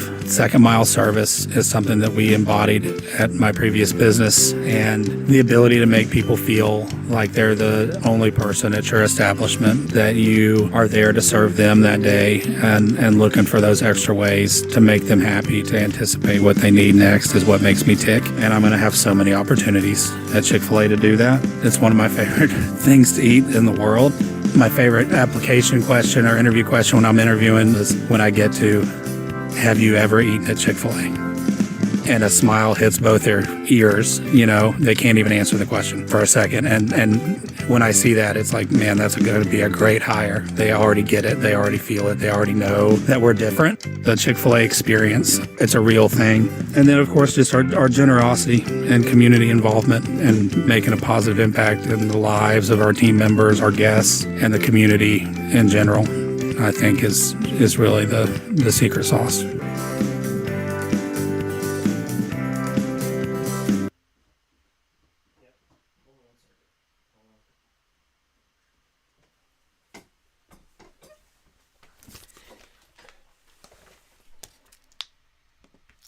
Welcome back here to Wake Up Call with Dan Tortora, inside of the Cafe Cubal studios, hanging out with you where sports meets that thing called life. Appreciate you being here every Monday through Friday from 9 a.m. to 11 a.m. Eastern Time here on Facebook.com, MixLR.com, and YouTube.com, all /Wake Up Call DT. So however you're connecting with the show, we appreciate you being here every Monday through Friday from 9 a.m. to 11 a.m. Eastern Time. And, of course, after the shows go live, we appreciate you jumping into the archives. You can get past editions of Wake Up Call with Dan Tortora on Amazon Music, Audible, iHeartRadio, iTunes and Apple Podcasts, MixLR, Podbean, Podvine, Spotify, Stitcher, Player FM, TuneIn, and YouTube.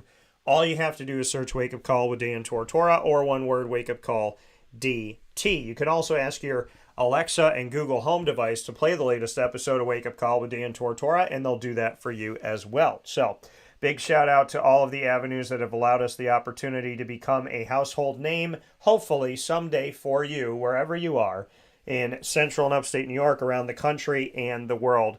And we appreciate you so very much. With that being said, Papa Joe and I continue our conversation into the NFL. And PJ, let's hop into the Calvin Ridley conversation, because the rest of our conversation today is going to have to do with Eagles, Chiefs, Andy Reid, Pat Mahomes, halftime shows, and all the good stuff. So Calvin Ridley applies for reinstatement. The Jaguars traded for him last year. Some people said why, and that was because he was suspended for the year, but the Jaguars have the rights to him. He's applied for reinstatement, so he could be a Jaguar this season, coming off of them making the playoffs and winning the division without him. What are your thoughts? I looked as a college player with Alabama. I thought he was a difference maker in a lot of games because it was his physicalness. He went up, got the ball, flew by guys. I think this is the home run that Trevor Lawrence, I think, needs. And, the kid was out a whole year because he gambled. He made some bets. Now, Roger Goodell, I never thought Roger was that smart anyway to begin with. But I'm thinking to myself, Roger, I said, if you think the rest of the league doesn't bet on games, then you're naive as hell. There's gambling everywhere. I don't care if it's on a team, under a team, or over a team. Maybe they're more, they hide a little bit more, but so Calvin really got caught betting on games. The year of his career, which is $10 million, something like that. But I think Roger the Dodger, probably says, okay, Calvin, we can reinstate you now and be a good boy now. Play good and behave yourself. Roger's a jerk. And this is the thing I don't get. What were you going to say? Finish your point. I think that Calvin Ridley certainly deserves to be on our team, and I think that he'll make an extreme difference all the way.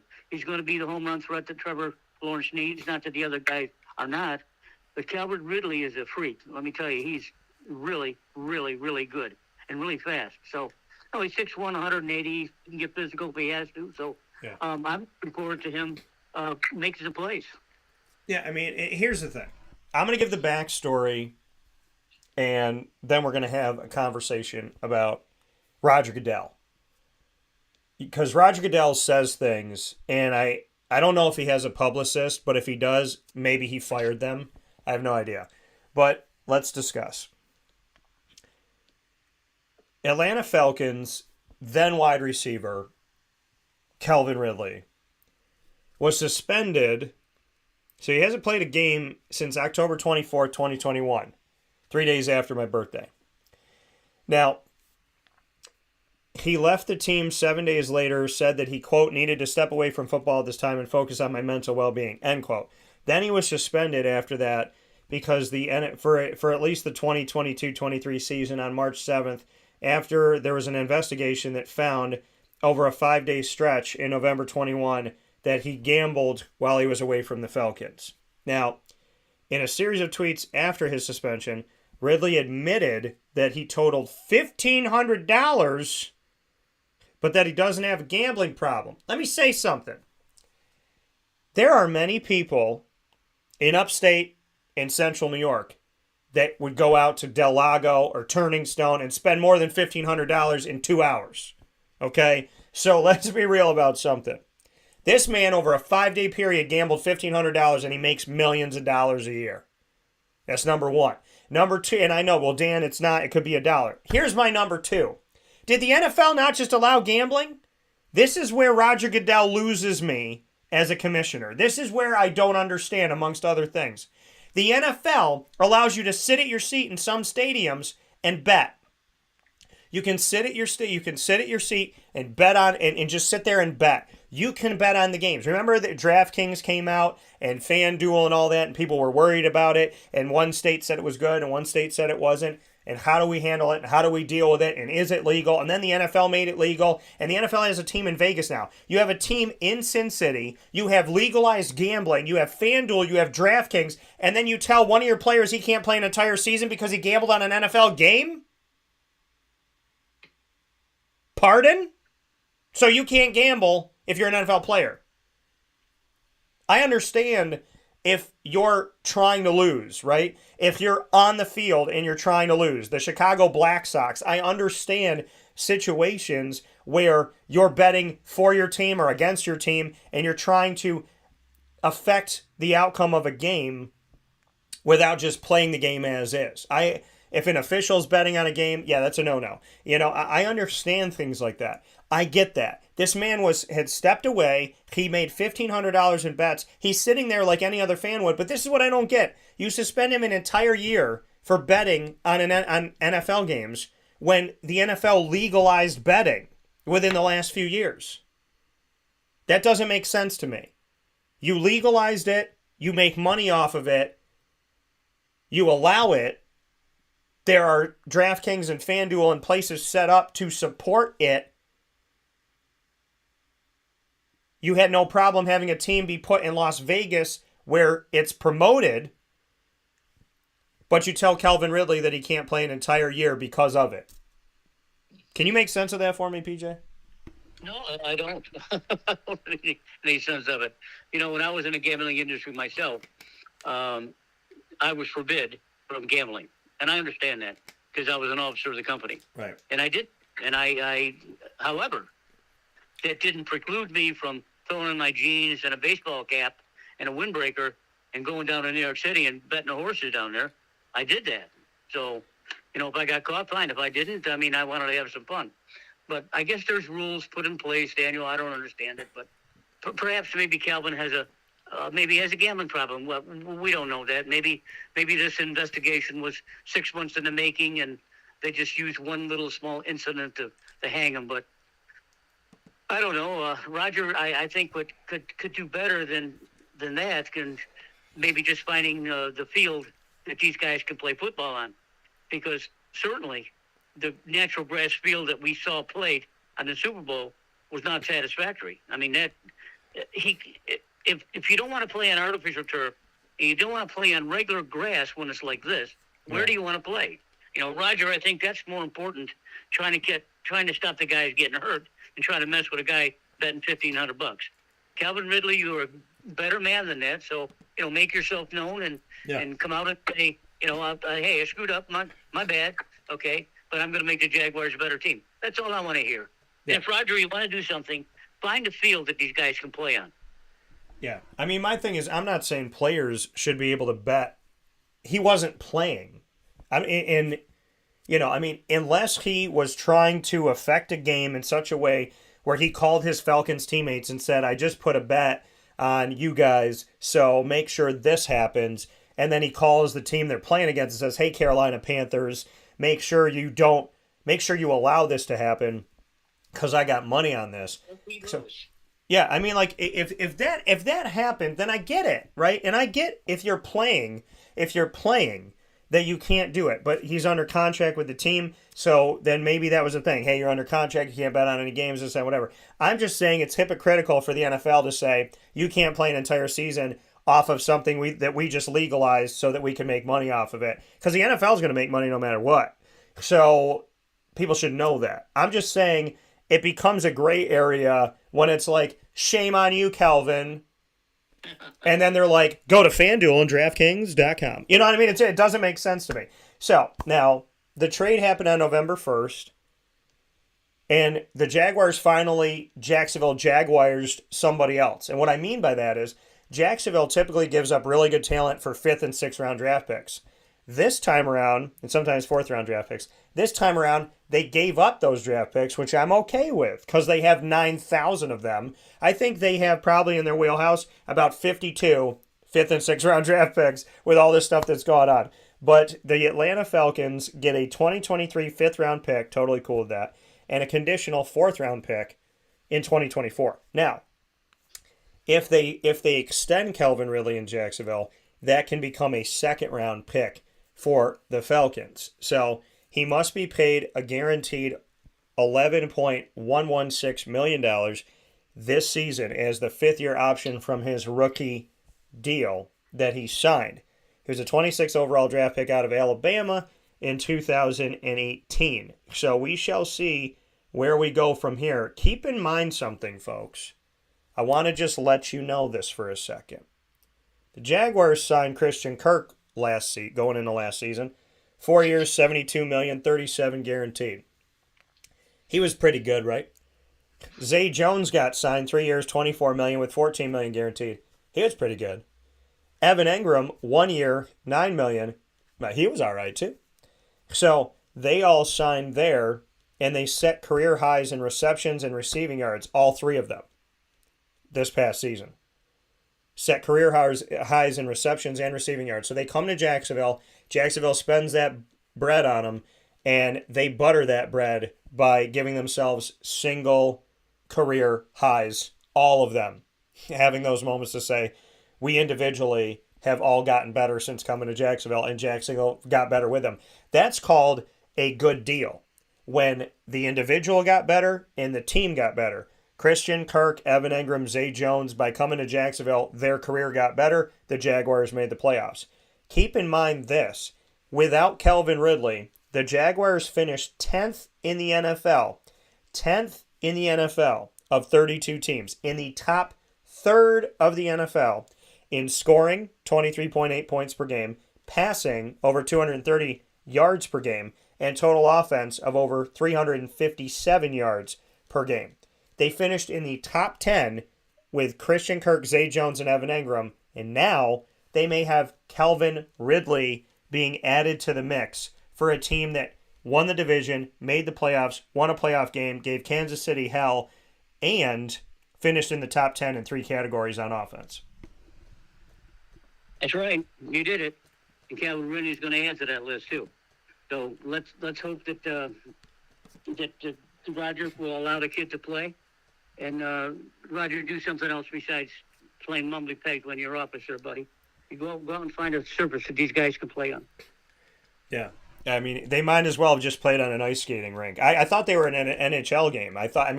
Who puts in the middle of the field that you just paint on that logo? Think about it. That kicker could have tore his ACL, broken his ankle. There's a lot of things that could have happened on that play, and thank God he didn't. Let's get into the game. Eagles, Chiefs. You've talked about the elements of the field itself. I want to get into the game itself. 38-35, the Chiefs defeat the Eagles. The Chiefs have made it to the championship game in 3 of the last 4 seasons, winning 2 of those 3. So they've made the Super Bowl 75% of the time of the last 4 years, and over 60% of the time when they're in there, they've won it. Pat Mahomes is early on in his career, and he, in 5 seasons, is a 5-time Pro Bowler, 3-time All-Pro, 2-time MVP, 2-time Super Bowl MVP, and 2-time Super Bowl champion. Yeah. Could Pat Mahomes, and I said this when he won the first one, I said if he continues in this trajectory, he could go on to be the greatest quarterback ever. Now he's got 2, after I said that a couple of years ago. Where do you think Pat Mahomes is today? Could he be on the way to being the greatest ever? And do you think Andy Reid will win another championship? The jury's still out on Patrick Mahomes. I mean, we know he's extraordinary talent, and certainly he's got Andy Reid's mind to help him. I think no one's going to play to the standards that Tom Brady has done, or even Aaron Rodgers for that fact.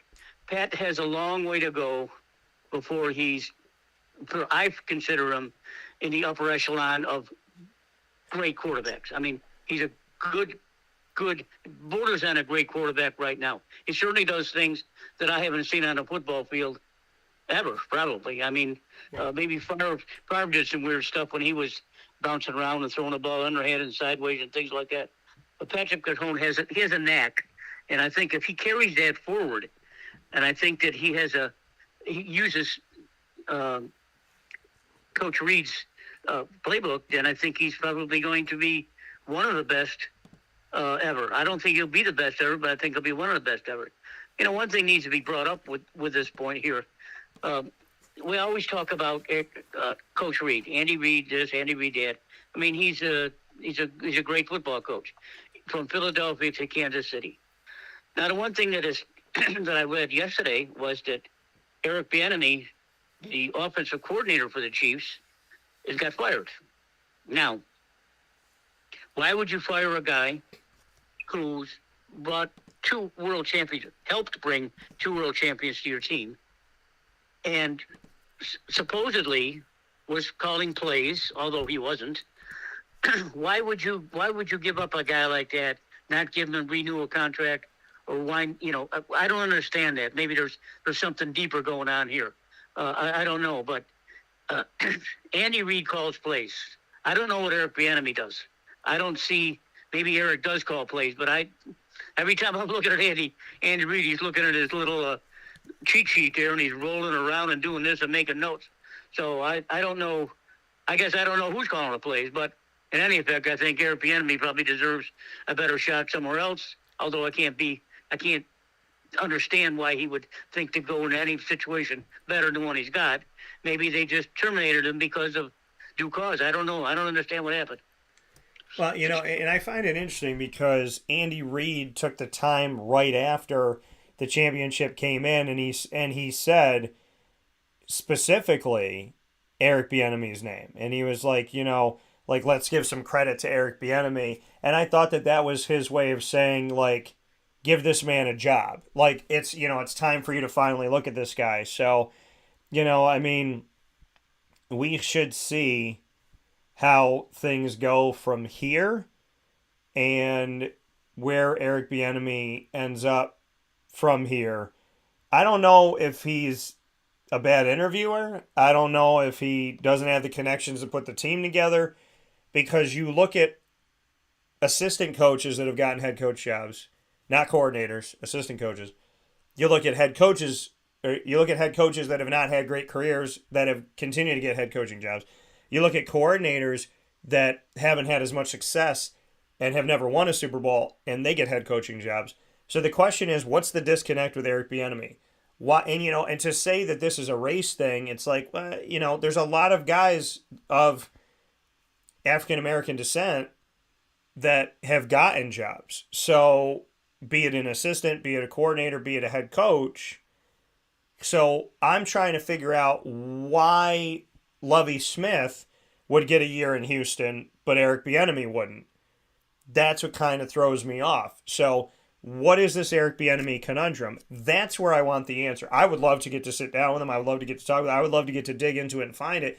What is the answer as to why? Because to say it's the color of his skin, well, that's not fair, because there's a bunch of people, same color, that have gotten opportunities in the NFL, like I said, as assistants, coordinators, head coaches. So why is Eric Bieniemy not translating to a head coach is the question that I would want to know. And we don't have an answer to that question yet. Why is he still a coordinator when people think he should be a head coach? And Andy Reid took the time to promote him, right, to talk so highly of him on a world stage. And I thought that was Andy's way of going, hey, this is my endorsement. So, we'll have to see where things end up from here. If Andy Reid wins another championship, how many championships does he have to win to build a dynasty, I guess is my question. He's got 2 in the last 3 trips to the championship game, and he's been there 3 of the last 4 years. So he's been there 3 times in 4 years, won 2 of them. How many more does he need to win for you to say that he's building a dynasty? Dynasty's a little strong of a word. I think maybe develop the best program there is in NFL. I don't like the word dynasty when you're dealing with people that make this kind of money. Andy Reid is 63 years old. Maybe he looks a little heavy to you. He is to me. I'm not sure his health isn't the best thing, but he wants to continue coaching. And as long as he can keep Patrick Mahomes' attention, then he's going to continue winning at least division crowns, if not the Super Bowl. He certainly is a great offensive coordinator. I mean, the guy can dissect the game anyway. I mean, he finds ways for Patrick Mahomes to win. I remember him years ago saying, before I took over this job, I was looking at one quarterback in this NFL that I wanted. He plays for Texas Tech. His name is Pat Mahomes. He says, I want that kid for my program. And that's what he got. I think Patrick Mahomes went to Texas Tech. But anyway, the point is that that's who Andy Reid was visualizing years ago.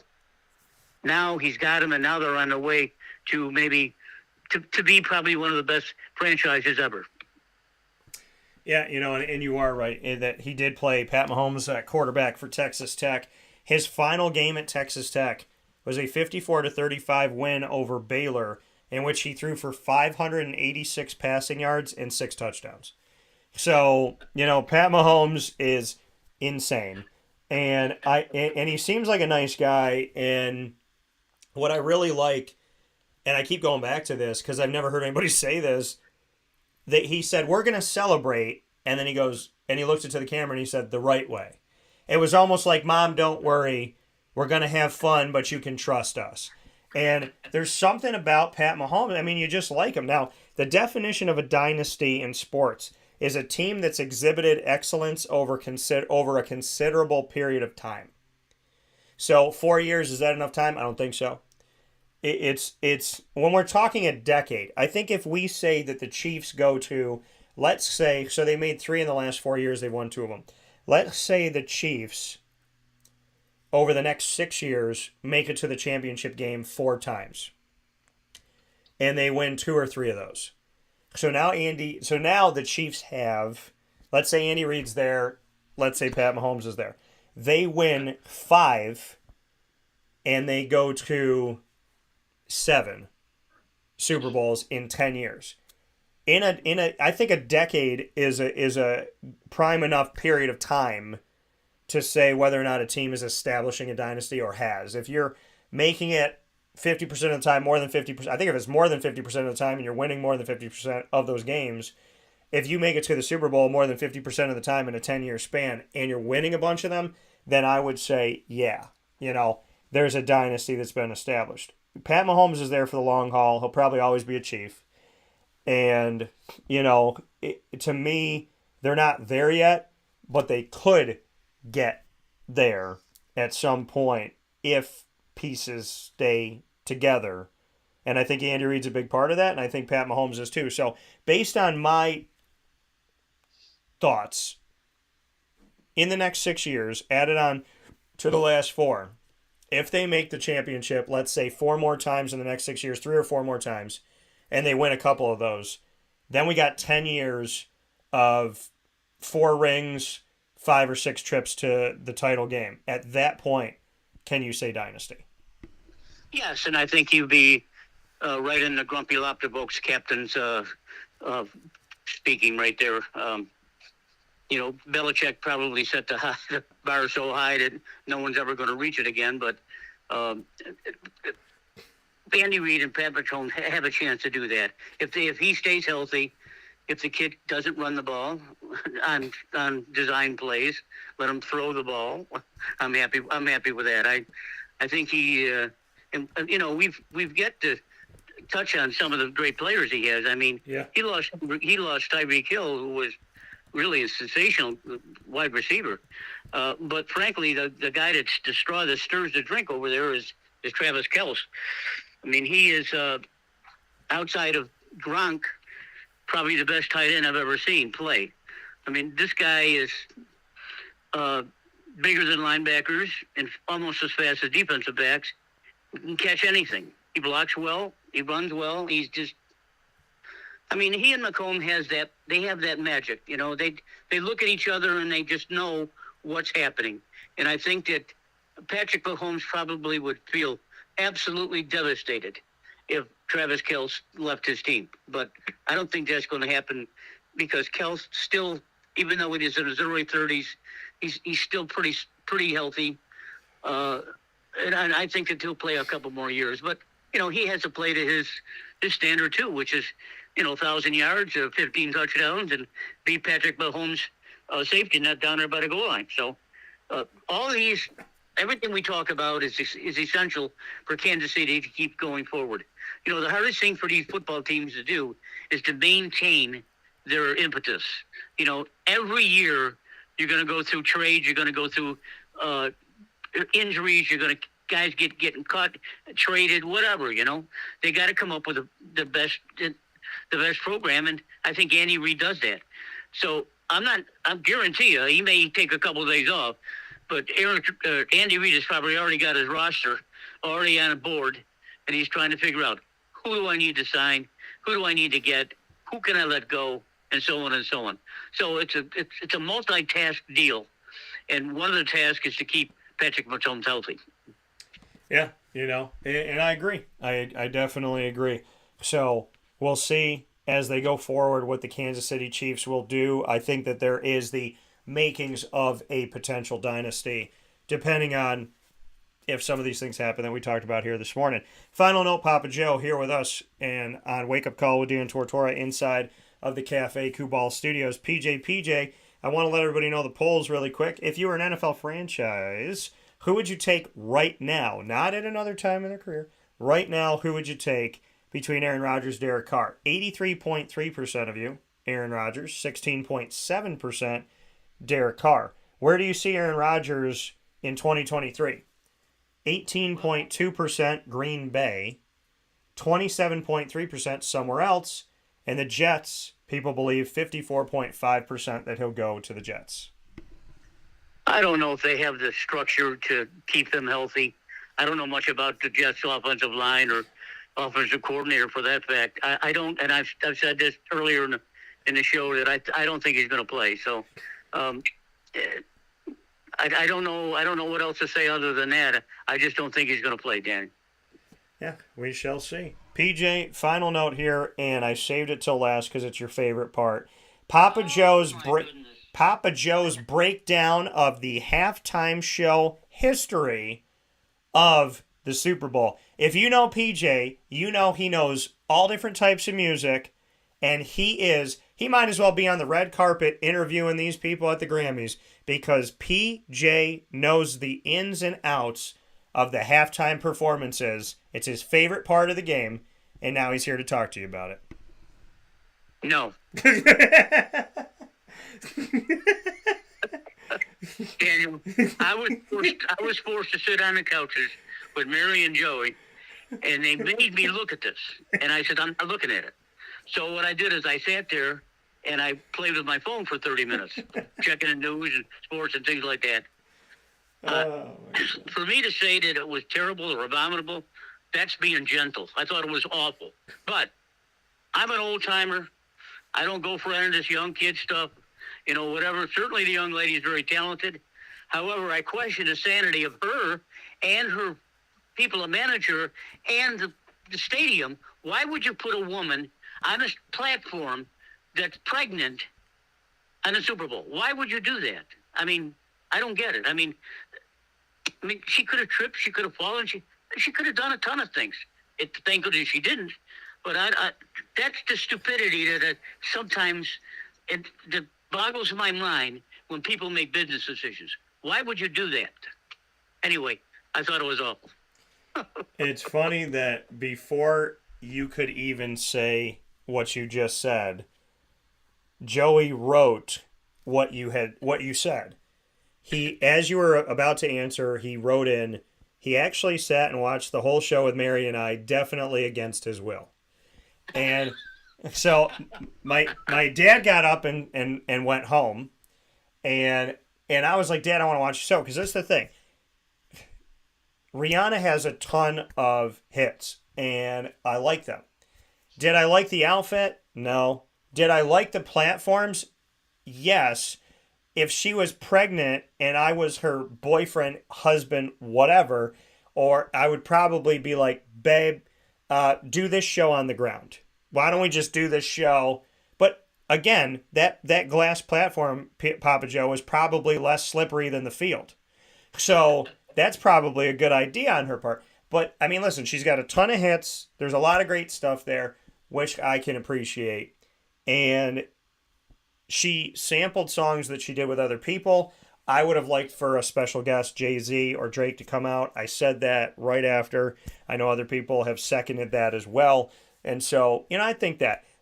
I know my favorites. I think the Super Bowl should be meant for a halftime show to feature the collaboration of people. There was no collaboration in this one. And whenever I watch the Super Bowl, I'm always watching to see who's going to be the surprise special guest. It doesn't happen like it used to, and I would like there to be a mashup. But I will say this in closing. Joey did say that PJ liked something about the halftime show. It wasn't the music. It wasn't the dancing. It wasn't the stage. It wasn't the performer. It was the fireworks. PJ loved the fireworks. I watched the commercials. My favorite commercial was Steve Martin doing the Pepsi commercial. I thought that was hilarious. I like the commercial with Ben Affleck and J-Lo, the Dunkin' Donuts commercial. Who? Ben Affleck working at Dunkin' Donuts and J-Lo coming through the drive-thru. I like that one. I also like the commercial where they said it's a Miller commercial. No, it's a Coors commercial. And they're fighting each other. And at the end of it, Blue Moon pushes in their drink and it says it's actually a Blue Moon commercial. I thought that was cool. That was awful. I thought that was good. I didn't think many of them were any good, frankly. I did. Did you see the fact, though, that there were commercials about Jesus and about faith? Did you see those? No. So those were good. And the one about the dog. What'd you say? I refuse to watch any of that stuff. The only thing I could do was hear it. And Mary saying, Joe, look at this, look at this. And of course, I had to watch the commercial. But, hey, the dogs. I'm not existent when it comes to this kind of stuff. I mean, I'm just an old timer. I mean, I don't know. I'd rather listen to Frank Sinatra and stuff like this. The dog commercial was really good, too. The dog growing old with you. I thought that was really special. So, with that being said, by far the best analysis of the halftime show was today on Wake Up Call, where I provided a setup for PJ, and his emphatic, clear, and succinct response was no. So with that being said, PJ, I appreciate you as always. Always happy to have you on the show, and I look forward to seeing you and talking with you soon. Okay, see you later. Take care. That coming from Papa Joe here on Wake Up Call with Dan Tortora inside of the Cafe Kubal Studios, where sports truly meets that thing called life. We appreciate you for being here, and we thank you for hanging out with us every Monday through Friday from 9 a.m. to 11 a.m. Eastern Time, where sports meets that thing called life, on Facebook.com, YouTube.com, and MixLR.com, all / WakeUpCallDT, WakeUpCallDT.com, and on YouTube.com, or pardon me, yeah, on Facebook.com, / LiveNowDT. So however you're connecting with the show, we thank you so much for tuning in, watching, and listening to Wake Up Call. And of course, once the shows go live, they jump into our archives, and you can check them out by going to Amazon Music, Audible, iHeartRadio, iTunes, and Apple Podcasts. You can also go to MixLR, Player FM, Podbean, Podvine, Spotify, Stitcher, TuneIn, and YouTube, amongst others, and search Wake Up Call with Dan Tortora, or one word, Wake Up Call DT, and you'll find us there for free. Want to thank our incredible partners in the community, Cafe Kubal, Carvel DeWitt, the Wildcat Sports Pub, Witty Wicks, PB&J's Lunchbox, Avicoli's, Ma and Pa's Kettle Corn and Popcorn Factory, Canine Camp Dog Daycare, Chick-fil-A Cicero and Chick-fil-A Clay, Great Lakes Honda City, Pizza Man, Mother's Cupboard, Canine Campground Dog Boarding, Chick-fil-A Watertown, and 317 at Montgomery. The name of the restaurant is the name of their location for the elegant dining experience, and not just a restaurant, but an experience. Go to 317 Montgomery Street in downtown Syracuse. We're also proud to be the exclusive multimedia marketing partner of your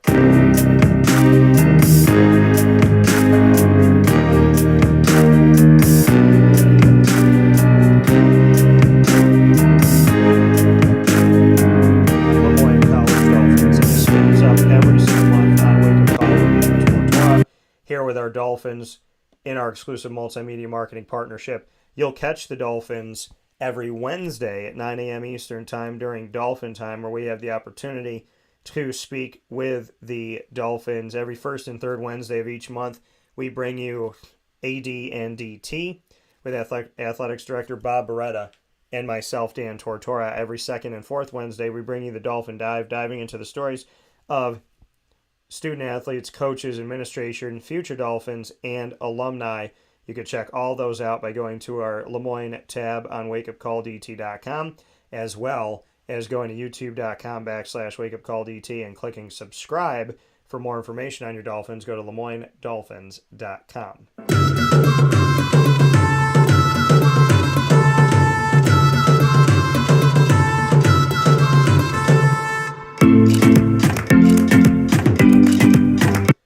Wake Up Call with Dan Tortora is also a proud exclusive multimedia marketing partner with the wonderful Bryan and Stratton College Bobcats of Syracuse. The Bobcat Buzz comes to you every single month exclusively on Wake Up Call, featuring your Bobcats and the opportunity to get to speak with these Bobcats, student athletes, and coaches of their men's and women's basketball teams, men's and women's soccer teams that have each won national championships, as well as their upcoming first ever baseball team and esports. A lot of great stuff with the Bryan and Stratton College Bobcats of Syracuse. All of these exclusives come through Wake Up Call.